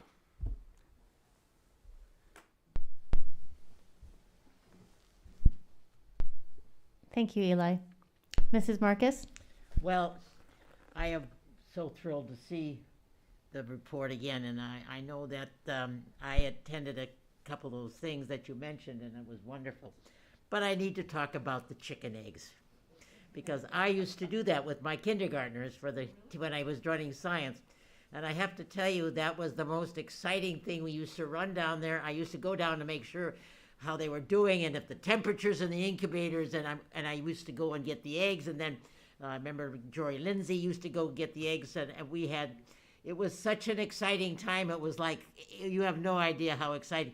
And the colors of the chickens varied. I mean, the eggs were different colors, but the chickens came out. Some were one color, some were darker, lighter. Very rarely were they like what you see with the little chicken, and how the wings would come. And then we had to get rid of them. And how could we get rid of the chickens? Where could we send them? We had to find farms that had chickens that would have eggs. It was exciting as can be, and the kids loved it, and it was a wonderful. I got more excitement, I think, sometimes than the kids did when the chickens came out. But I thank you for bringing that out, because that reminded me of my science teaching days where I worked with all the classes. So thank you. Of course. And thank you for your report. Eli, great report as always. It's amazing how much talent is in the school district. I mean, it's just from jazz band, acapella, the performances that are coming up. I'm blown away. And it was awesome to get to visit you. Thank you for organizing the tour for us yesterday. We got to go see the robotics team and the amazing robot that's been built that's shooting baskets. It's actually phenomenal. So I'm just so proud of what we have going here in this school district. And thank you, Eli, for taking the time to not only put the presentation together like you do every meeting, but also but giving us that tour. It was pretty amazing. Thanks. No further comments, but thank you as always for an excellent report. Thank you, Eli. Like Gabe, I want to remark about yesterday's presentation about the robot. Good luck in the competition with the robot, which has yet to be named, right? Yet to be named. Shooting baskets, climbing bars, and the robotics wood shop and the metal shop is remarkable. Hopefully there'll be pictures of this thing posted somewhere. Not only is it incredibly clean and equipped, but it's very organized, and the students are doing a remarkable job with respecting the investment and understanding the longevity of this equipment. And looking at the band saws and the table saws and the drill presses yesterday, and it reminded me of my middle school days with woodshop at BV. And I can't believe we let kids use this equipment.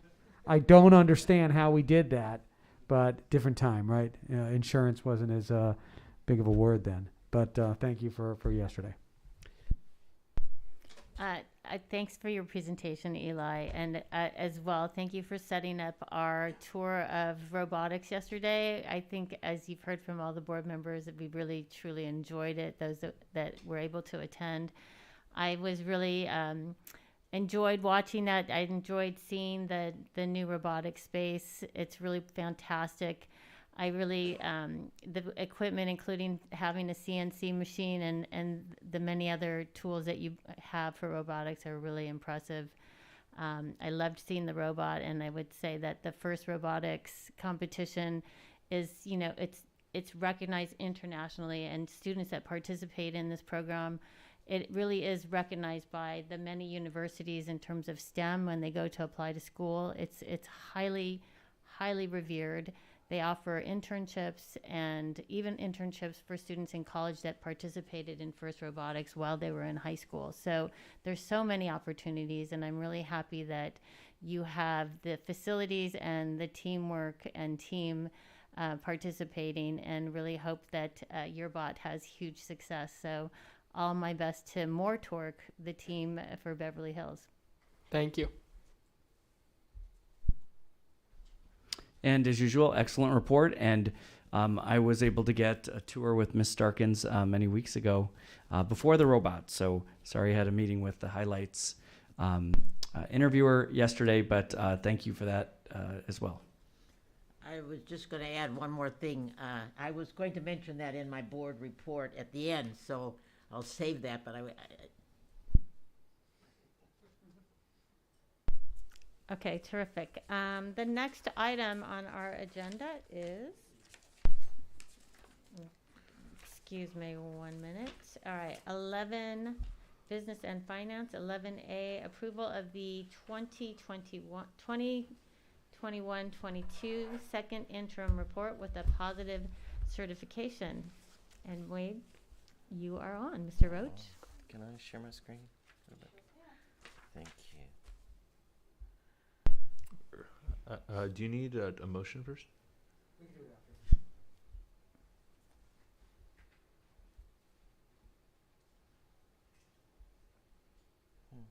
There we go. Dr. Breggy, President Wells, members of the board, it's really hard to follow Eli. So if I wasn't going to retire, I was going to have to up my game on my presentations. So thank you, Eli, for your report. It was great. I'll get you a robot costume. Yeah, exactly. I need something. Before we jump into the second interim, I wanted to share some information with the board. There's been a lot of community interest in our COVID funding, so I just wanted to just put a couple slides in here on the different resources that we have as a district for COVID and to address the pandemic. We have 13 separate funding streams that are coming in for COVID this year, and you can see them here on this slide, the next couple slides. And I've kind of broken them down with the revenue and how we've expended those funds through the end of January. You can see it here, and then the available balance for those separate categorical programs. And just to mention to the board and the community, for all these programs, my staff has to do expense reports and file them on a monthly or a quarterly basis. So this has been a huge increase on their time. And so thank you, staff, for all you would do to monitor these funds. You can just see them on these three pages. And then on the final page, I've just summarized for you the total amount of dollars coming in to address the COVID pandemic, the amount we've expended in the current year, which is about $2.6 million, and the available balance of about $5.3 million.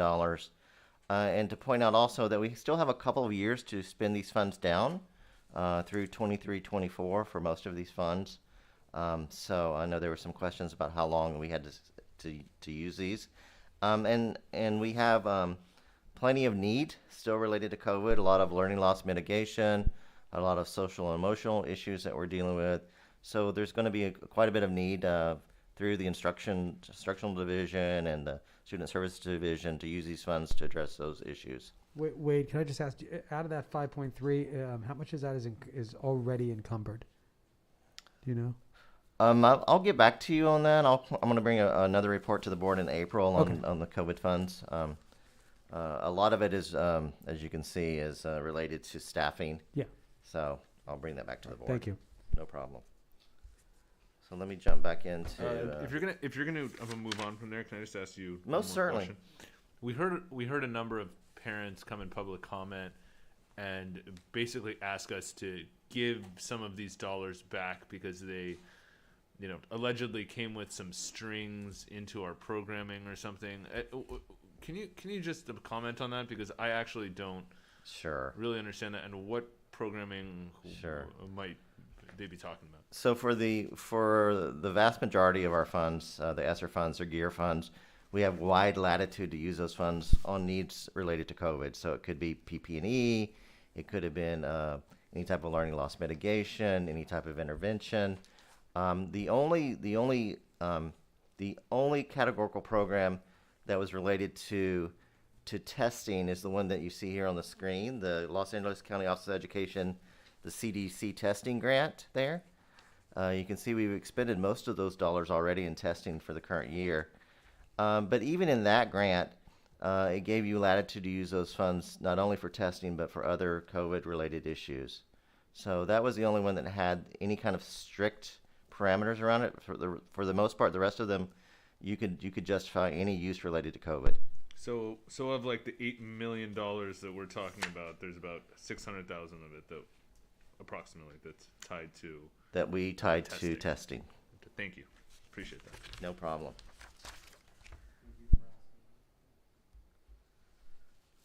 So just very quickly, the second interim is your second look at the budget in the current year. It's through January 31st. And I always like to start kind of at the micro level. So for every dollar that we expect to receive this year in the general fund, 66 cents of that comes from property taxes. 16 cents comes from other local revenue, like the JPA, gifts, donations. 9 cents comes from the state of California, and 9 cents comes from the federal government. So you see a majority line share. The 66 cents and the 16 cents comes from the folks in the community. In like a regular year, that 9 cents from the federal would be much lower, right? It would Because be of the much COVID, right? lower. It would be like 3 cents. Yeah. 3 cents. COVID has made that much bigger. You're absolutely right. We have some new programs in the budget. From first interim, we have the Educator Effectiveness Grant. And we've only put $77,000 in the budget in the current year, even though it's a $1.1 million grant. That's what we expect to spend in the current year. And then in the multi-year projections, you'll see the additional funds. You have Universal TK there, the implementation grant of $121,000. The ELOP, Expanded Learning Opportunity Program, $222,000. That's going to be an ongoing program. That's for, I heard someone say something about the expansion of summer school. That's going to pay for an expanded summer school. Eventually, in a year or two, Mr. Seaman, we'll have 9-hour school days. So we have a lot of work to do, but we're excited about that. And then a little more money for special education learning recovery support. So those are new programs that were added after first interim. If you like charts, this is just the revenue in a chart form. Who doesn't love a pie Yeah, I know, exactly. That's as good as I get, Eli, as a chart. I'm just telling you. It's a 3D pie chart. Yeah, exactly. So what we have here is the revenue side of the general fund. You'll see there wasn't much of a change from first interim. It went up $881,000. And then on the expense side, another gorgeous chart with gorgeous colors. And you can see here the lion's share of our budget for expenditures, as you guys all know, is related to personnel.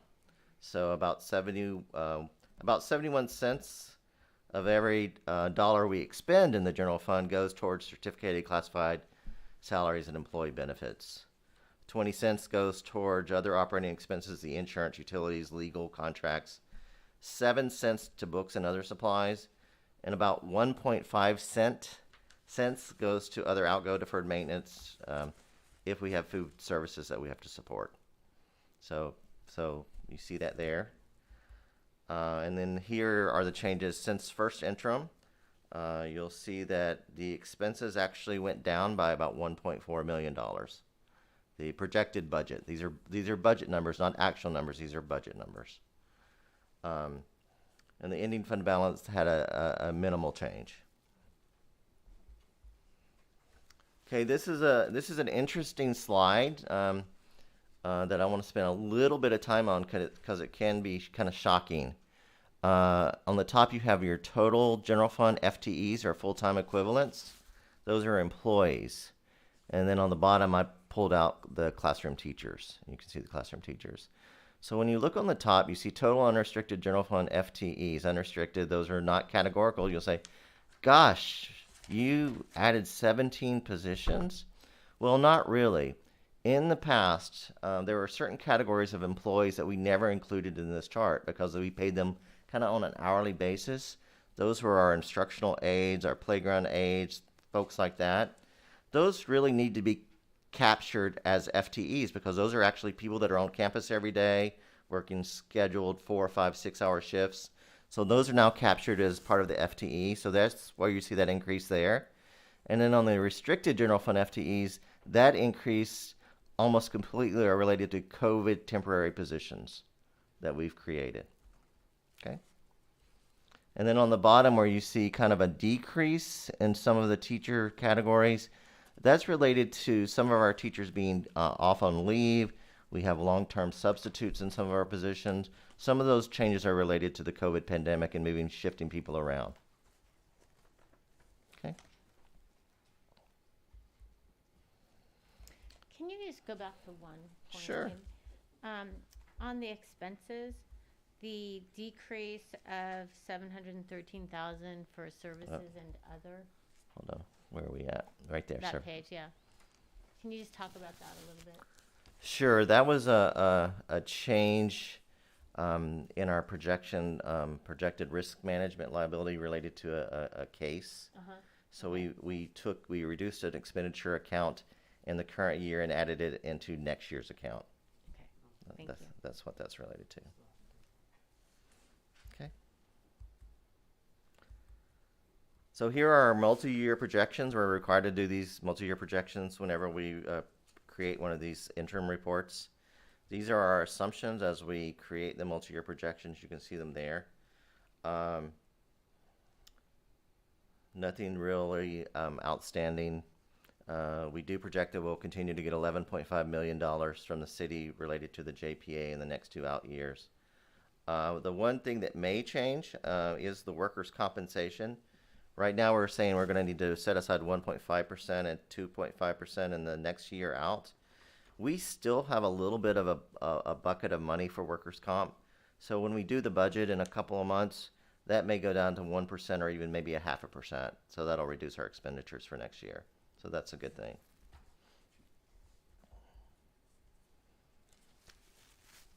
So when we actually crunch the numbers and put them into the multi-year projection, what we're seeing is looking at revenues, expenditures, and transfers out, that in 22-23 right now we're anticipating an operational gain of about just under $500,000. You can see that in the middle of that chart. And then in the next year out, an operational gain of about $1.5 million. So what does that do? That increases your reserve board to about 32 to 33% looking in the out years. Quick question. Oh, sorry. Go ahead. Is the property tax growth, are you being conservative? Yes, we are. So let me go back up. 3.5% and 4%. Yeah. Historically, it's been closer to 6 to 7%. So we're remaining. It was a little bit low this year. It was somewhere around 4%. But we really feel that's based on, because in the prior year, what it's based on, there weren't a lot of properties that turned over during that first year of COVID. So we expect kind of a bump in this year, right? But now as interest rates are going up, you might see less transactions, right? Well, I don't know. I mean, whatever. Still That's low. besides the point. Yeah. We don't need to. Forgot what I was going to ask. Oh, going back to the revenue. So on page 17, the revenues. When do those? I know you shared this with us before, but I'm just forgetting. When did those COVID federal funds really start to expire? Like, when are we going to stop seeing those coming in? Because it looks like we're still going to be getting the benefit of those. Yes, so the expenditure window is the next couple of years. With those federal COVID dollars, they're actually an expense and a claim type of system. So we expend the dollars first, and then we file a claim form with the federal government. So, Oh, I see. So we don't get the money until we actually expend the dollars for the federal dollars. So if we have the expectation to expend them next year, you have them included in the revenues here? They're in the budget. Yes, they're in the budget. Right. Thanks. Down here. So just very briefly, our other funds here. This is brand new. Remember this year, ASB. So we have our ASB funds here. Expect to expend about $345,000. Still a very healthy ending fund balance with ASB. Cafeteria fund for the first time because of the new changes in the state law about fully funding the program and about kids eating for free. Also, we don't have an encroachment anymore, and that hasn't been the case for I think 30 years. So this is amazing that we don't have an encroachment. But it leads to the question of, now that we don't have an encroachment, how can we address some of the concerns of the community about what we serve at lunchtime? So that's the next thing that we're going to work on. We also don't know whether, I think some of this free lunch came about as for COVID.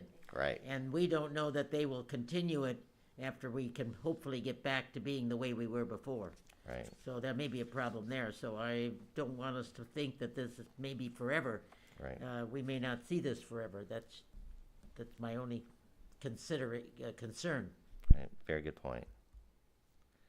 Deferred maintenance. This is your 5-year deferred maintenance fund. We're going to expend about $1.4 million in the current year and have a little bit of carryover into next year. This is your reserve for economic uncertainty. Just under $11 million. This is really for your cash flow. Here you have your GEO bonds, Measure E and Measure BH. We do expect to spend almost $120 million in the current year with your GEO bonds. This does not include the expected issuance in a few weeks. So when we bring these numbers back to you, when we get ready to start working on the budget, you'll see this change because now you'll have another $225 million sitting in these accounts. Okay, does not include the issuance that's coming up. Developer fees. You'll see that we're going to expend about $2.6 million in developer fees this year. And I believe we're going to utilize developer fees as we move forward to maybe address some of our TK program expansion. And hopefully we'll get some state funds to backfill that, and so we won't have to use it. But in the interim, we'll use some developer fees for some of that work. Self-insured benefits. We do self-insure for dental and vision. This is basically kind of an in and out. And then retirement benefits funds. This is your OPEB. This is the money we're setting aside for that long-term liability. I am not opening those statements these days because it's based on the stock market. So it will rectify itself hopefully soon. Exactly. So why do we do this report? We do this report for the board because you're the fiscal stewards of the district. And we also do it for the County Office of Education because they want to make sure districts are able to meet their obligations in the current fiscal year and the 2 fiscal years out. We're excited because we don't expect we expect an operational gain in the next couple of years. We're still very conservative at second interim. So even though I'm projecting a slight deficit in the current year, by the time we close the books, most likely that number will be in the green and not in the red. I added a slide which will not be in your packet board just because it's important. The county looks at 2 things. They look at your reserve level, but they also look at cash.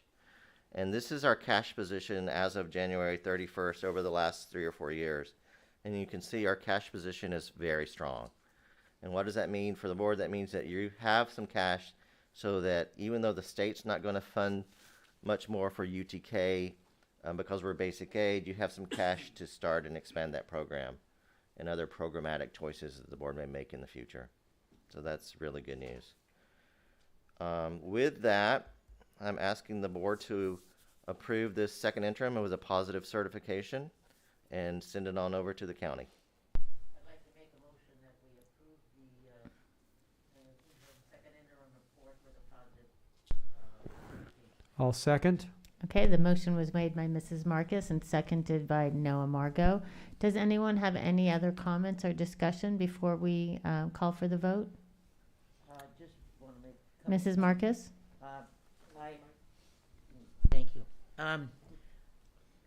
One of the things that I would like to, I'm thanking Mr. Wade is the clarification of the 68 FTEs, which was alarming to me when I first saw it. And I thank him for that explanation. And also to point out that the $121,846 was only just to develop the TK program and that we won't be getting any more money for it. So I just wanted to, that's just the money to start the program and develop it. So the fact that we might have to use some funds from the reserve, I think will be money that we have to use. And I want to just compliment him because I know that this is getting to one of the last presentations. And I want to just tell him the tears are running down my cheek already, and they're really going to miss you terribly. Thank you. I would like to just agree and say as well, thank you and to your staff for putting this together. I know it's a lot of work to put together, and it's such it's really wonderful news and a great report to be listening to tonight. So I feel very confident about our school district. And yes, it does make me very sad to think that you're going to be leaving the district. So thank you again, and thank you to your staff. Any other comments? All right, I'm going to call for the vote. All those in favor? Aye. Aye. Aye. The motion passes 5-0 with a preferential vote from Mr. Eli Raymer. Thank you very much. President Wells, I'd like to make a motion to accept as complete the Beverly Vista Emergency Management System integration with ACS. I'll second. Okay, the motion was made by Mr. Margot and seconded by Mr. Halimi. All those in favor? Aye. Motion passes 5-0 with preferential vote from Eli Raymer. Item 12A. I'll make a motion for the ratification of Amendment 4 to the agreement with Geo Instruments to provide perimeter dust, vibration, and sound monitoring services at BHHS. I'll second. Okay, the motion was made by Mr. Margot and seconded by Mr. Halimi. Any discussion? Yes. So this is to monitor, correct? This is to monitor levels of noise, methane, hydrogen sulfide, some of the things that are potentially noxious. Right, vibration. Right. And so then is there a projection about how long these monitors will stay in place, or a recommendation? Because I definitely can appreciate the importance, but I'm just curious about how long, or is there a projected time in which, sorry, Wade. Pam is still on too. Yeah, I think she might be on. Pam, are you still on? I am. Would you want to take that one, or? Sure. I'll try to get my video on here just a second. Well, maybe that's a sign it's not coming on. So we'll just do it this way. The monitoring, just for a clarification, it doesn't monitor methane or VOCs. It's just noise, dust, and vibration. And the monitoring devices are along the perimeter fence where the portable village was, and where we still have some portables for the maintenance and operations personnel, and we have the special ed portables still there. Metro has a staging area just next to that perimeter fence.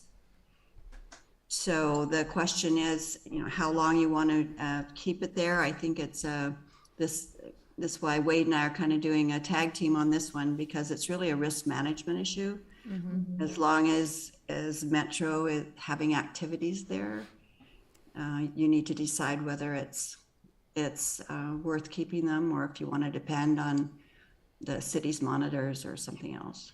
But this item here is a ratification. This one is just the ratification. Right. So this has already been done. Right. I think what you're referencing, Pam, is for 12B. To the But next I have that question for 12B, so I'm glad you answered it. I had the question for 12B in the sense of until we have an answer to that question, and I'll wait till we get to 12B, but this is a ratification of what we've already expended so far. So does anyone else have any other questions? Okay, then I'll call for the vote. All those in favor? Aye. Aye. Okay, the motion passes 5-0. Eli, did you vote yes? With a preferential vote from Eli Raymer. And then for item 12B, may I have a motion for approval? Sure, I'll make a motion. Oh, go ahead. I'll make a motion to approve amendment number 5 to the agreement with Geo Instruments to provide perimeter dust, vibration, and sound monitoring services at Beverly Hills High School. I'd actually like to table this item until we get the answers that Pam and Mr. Roach are talking about. So President Wells, since nobody gave a second, we can let it die for lack of a second, then you don't have to table it. Okay, so that would be my recommendation. Does anybody have Well, any comment? what I would like to have come back to us before we move forward with this is I'd like to actually see, and it might have to be done under litigation, but I might actually see the results of the testing. Because we used to actually see those. They used to actually show the board some reports, some testing reports, so we can see if there's spikes in certain things. The actual locations of the monitors on the site and where they are in relation to students. Right. That's kind of what I'd like to just know moving forward. I'm Well, certainly not against any of it. I just would like to know as we clear the portables out, the difference between then and now. So that's Well, I think the other issue as well is since the tunneling is complete, so that it will look different from previously. So that's the other issue to consider. right, but they're still working there, right? They're still working on Yeah. at the staging area. So correct? that's it. I know Right. it's I not just the tunneling. Right. That I just think create it's a question of how much and where Right. we are monitoring. Right. Yeah, I think we should be able to bring an informational item back to the board on the 22nd. Okay. That'd be great. Thank you. Mrs. Marcus? Just a question, do we, this would be just for clarification before we perhaps table it. We're looking at an amendment to that would extend this now from March 31st, 2022 through that same date in 2023? Yeah, it's 12 months. Okay, I just want to make sure because it does, I'm looking for where it says that length of time. So you should say. Okay, not here in a second. The motion will die. Thank you very much. Okay, item 12C, may I have a motion for the ratification of amendment number 9 to the agreement with Environmental Audit Incorporated with asbestos and lead abatement monitoring services for Beverly Hills High School. So moved. I'll second. Any questions or comments? Okay, all those in favor? Aye. Aye. Aye. The motion passes 5-0 with a preferential vote from Eli Raymer.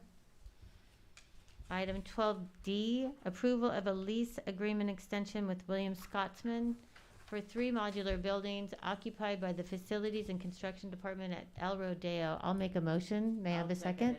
I'll second. Mrs. Marcus seconds. Any comments or questions? Mrs. Marcus? Okay.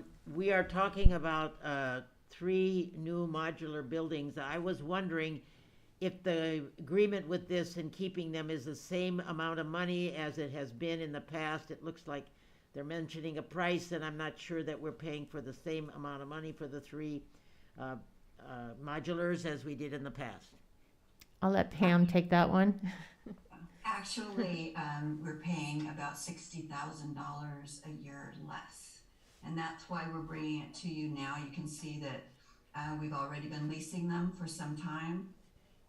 And we're asking you to approve that lease through August, I believe, of this Yes, year. August And the of reason that 2022. it took us so long to bring it to you is that we have been negotiating with them, and we're able to get the cost down from 146,000 to 86,000. Okay. Terrific, thank you. Any other comments? All right, I'll call for the vote. All those in favor? Aye. Aye. Aye. The motion passes 5-0 with a preferential vote from Eli Raymer. Number 13, professional and official business. Item 13A, District Finance Committee Board appointment. I'll start at, actually, we have 13A and B, which are appointments for the Finance Committee and the District Facility and Construction Committee. For the Finance Committee, it is my appointment. Mr. Joe Safer has termed out, and I do have an appointment for the Finance Committee. Her name is Joy Hayes. I'm very excited to announce her for the committee. She's a parent for the district. She had her received her MBA from USC in finance. She has a BA in economics. She's received her certificate in accounting from UCLA. She's worked for many years in finance and as a financial analyst in terms of supporting business and business decisions. She worked for 11 years at the Walt Disney Company, and she currently works at the city. So she's very familiar with Beverly Hills. She's very familiar with our school district and fund accounting and how the financial systems work. So I think she's a great asset for us to have on our finance committee. I think she'll be a great mix for the other members that are on the finance committee at this time. I didn't catch her name. Did you? Yes, her name is Joy Hayes, and as well for this appointment and for Dr. Stern's appointment, I'm very happy to say on today, International Women's Day, that we are appointing 2 women to those committees, and look forward to their leadership. And I will now turn it to Dr. Stern. Okay, I have some notes in my phone here. I am nominating to the Facilities Committee Kim Hartley. She has been very much involved in the. I just saw a thumbs up in the audience here. She has been very much involved in the school district, not only as a parent to an 8th grader at BVMS, but also she's currently the PTA president at BVMS. She's held positions as corresponding secretary, historian, VP fundraising, executive vice president, and is, as I said, currently the PTA president. She is she's a current and incoming member of the PTA Council Executive Board. She grew up in the San Fernando Valley and Manhattan Beach, is a graduate of UCLA. She has run educational consulting businesses, multi-million dollars in revenue. She does have some expertise in developing unique business models. She studied business management, and she is also a real estate agent since 2010 and specializes in complex new development construction. So she's, and also her parents, her dad and stepmom, both went to BHUSD, and I think she will be a tremendous asset. Thank you. Thank you very much. You're appointing Kim Hartley. I'm Terrific. appointing Kim Hartley. Great. Did anyone have comments? Mrs. Marcus? Well, just a reminder, were we going to honor or recognize some of the people that were termed off, or was that supposed to be tonight, or are we going to do that next week? No, but we will do that in the future. Thank you.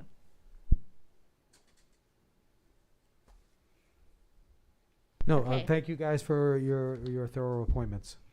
Okay, our next item is 14, communication from the board members. Who would like to start? Mr. Raymer? Sure. Just want to say, tell everyone to stay safe and have a good rest of your evening and a nice rest of your week. And that'll be all for me. I have a few simple remarks. I'd just like to iterate something that Dr. Breggy said earlier about when we take off the masks at the start of next week, and the hope that everybody will be respectful of everybody's decision to either mask or no mask, and that we will not see any problems with it. I think this is an individual decision, and that everybody should be allowed to do what they wish to do or what they feel is comfortable with, and I don't think there should be any comments from people other than just whatever, for their own sake, just leave it the way it is. I wanted to mention the robotics program. Not only was I so excited to see that little number 1515 for lack of a name, which they haven't given him or her yet. I was so impressed by the machinery that's in there, and I agree with Mr. Margot. I don't think I would let my children touch that machine. I would be very, very worried about them. Don't let So I'm really impressed with the sophistication of it and the what it can do. And as to I learned a lot about the robotics program and the contest, which I didn't know. I mean, they are given something at the beginning of the year as a model of what they're supposed to try to build or what it's supposed to do, and it's up to them to do it. And the way they go about, and then they're going to get out on a basketball court and play basketball with the other robots. That's going to be quite interesting to see how that goes about. So I wish I could be there to watch it, because I think it's going to be pretty exciting. And lastly, but not least, I would like to just comment on the fact that I was able to attend the multicultural event at Hawthorne. I loved it. I thought it was wonderful. The parents and the PTA did a great job of putting it together, and it really did a great job to bring the community together at Hawthorne and bring the parents together, and I think it did a great job that way. So I want everybody to have a really great week this week, and say good night. Thank you, Mrs. Marcus. Well, I wanted to start by thanking our community, the people that came and gave to public comment, folks on the CCAC that came to our study session last week, and now Joy Hayes and Kim Hartley, who are going to be sitting on the District Finance Committee and Facility and Construction Committee, respectively. It really does take a village, and I'm just so appreciative that we get great, talented people who help us to function. Shout out to all the women that I work with. Shout out to my wife and my 3 girls at home for International Women's Day. I had the pleasure of getting a tour of Hawthorne and Horace Mann over the last couple of weeks, led by their respective principals, and that was really awesome. It was quite an experience walking through Hawthorne, having graduated from there in '96. And seeing in some ways how little it's changed, but very well maintained. I was actually very pleased with how well maintained that school is, considering how old it is. But it was a very, very nostalgic experience. And seeing Miss Schwartz in the same classroom that she taught me in after all these years, and it was pretty amazing to see her.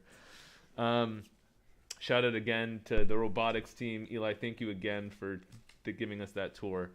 It was pretty awesome. One thing that I'll say that I'm a little bit disappointed in is I would have really liked to see a construction update on this agenda. Every week there's hundreds of millions of dollars that we're spending, and we're about to go issue a new bond, and I would like to see a regular update here as part of this board meeting. This is the time that the community gets to see that we get a view into what's happening in the construction program. And so I know that Pam is on here, so please, it would be really great if we got a regular update with not just pictures but the financials. How are things going? Very similar to the way that we get updates from Wade. I think this is the appropriate place for us to get those from our bond management team.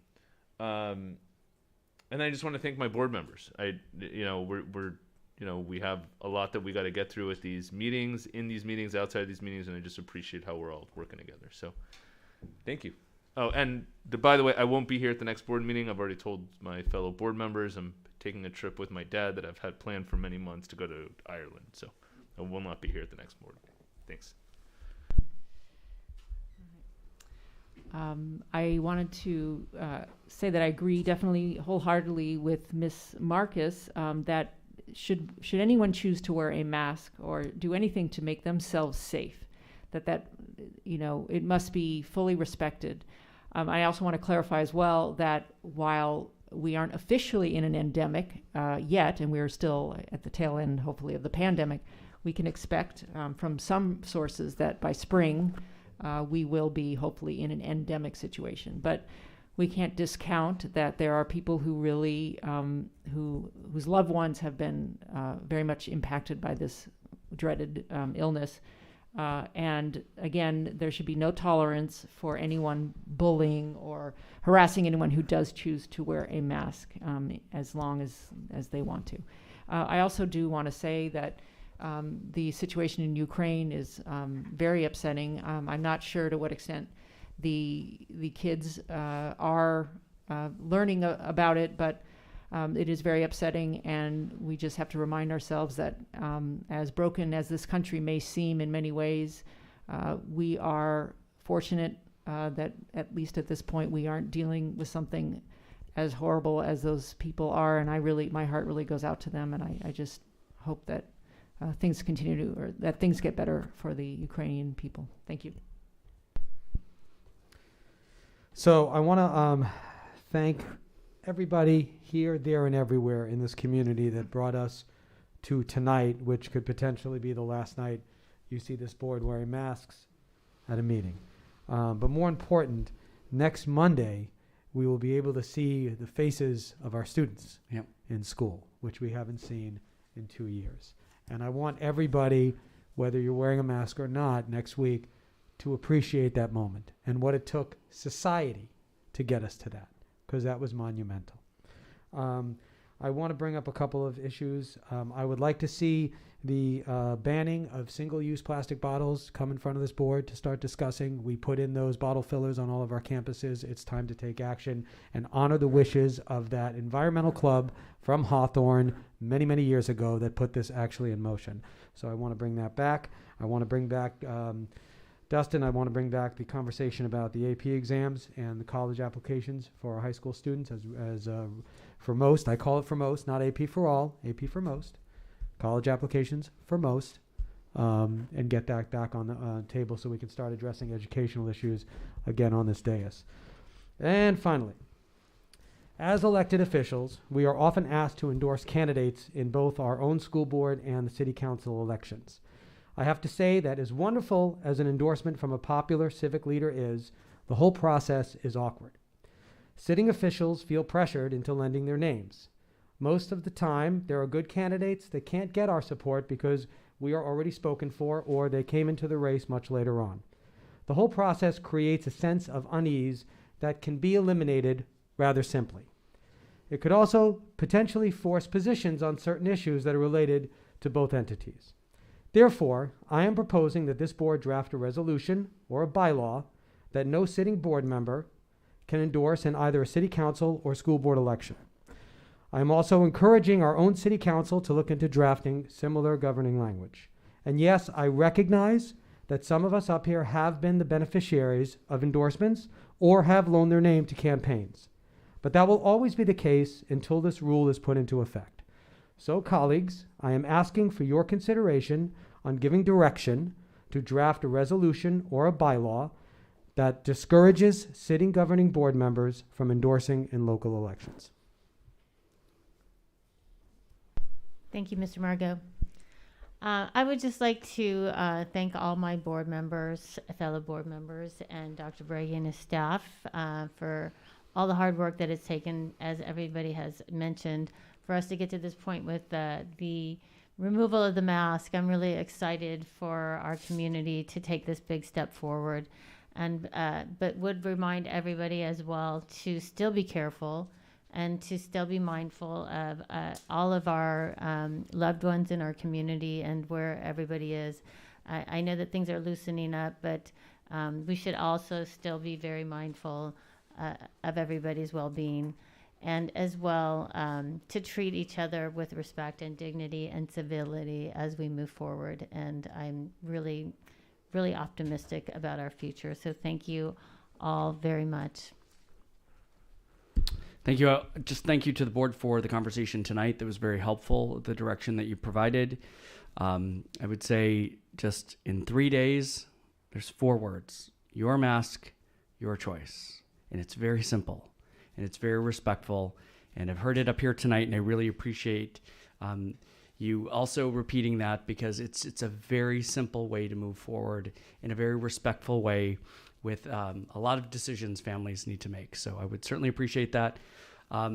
Just thank you to our entire staff, because we've expanded our CPR and our first aid training. We had 4 hours of online training on February 18th, and then now we're doing the hands-on at each of the schools. I know that Mr. Seaman and I will be at BVMS tomorrow with their staff getting certified. And so thank you, Mr. Seaman, for putting that together with Les Bronte.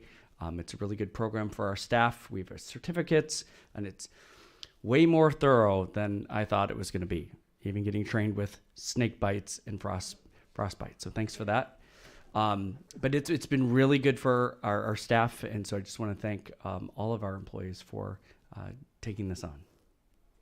One other thing I was going to mention for International Women's Day is that we had four females for the ASB appointment or positions this evening. And so I just think that's really wonderful representation for International Women's Day and leadership. So that's my last comment. If there are not any other comments, I would like to officially adjourn the meeting. It is 7:53, and this meeting is now adjourned. Thank you all. Michael, it's actually 3 words.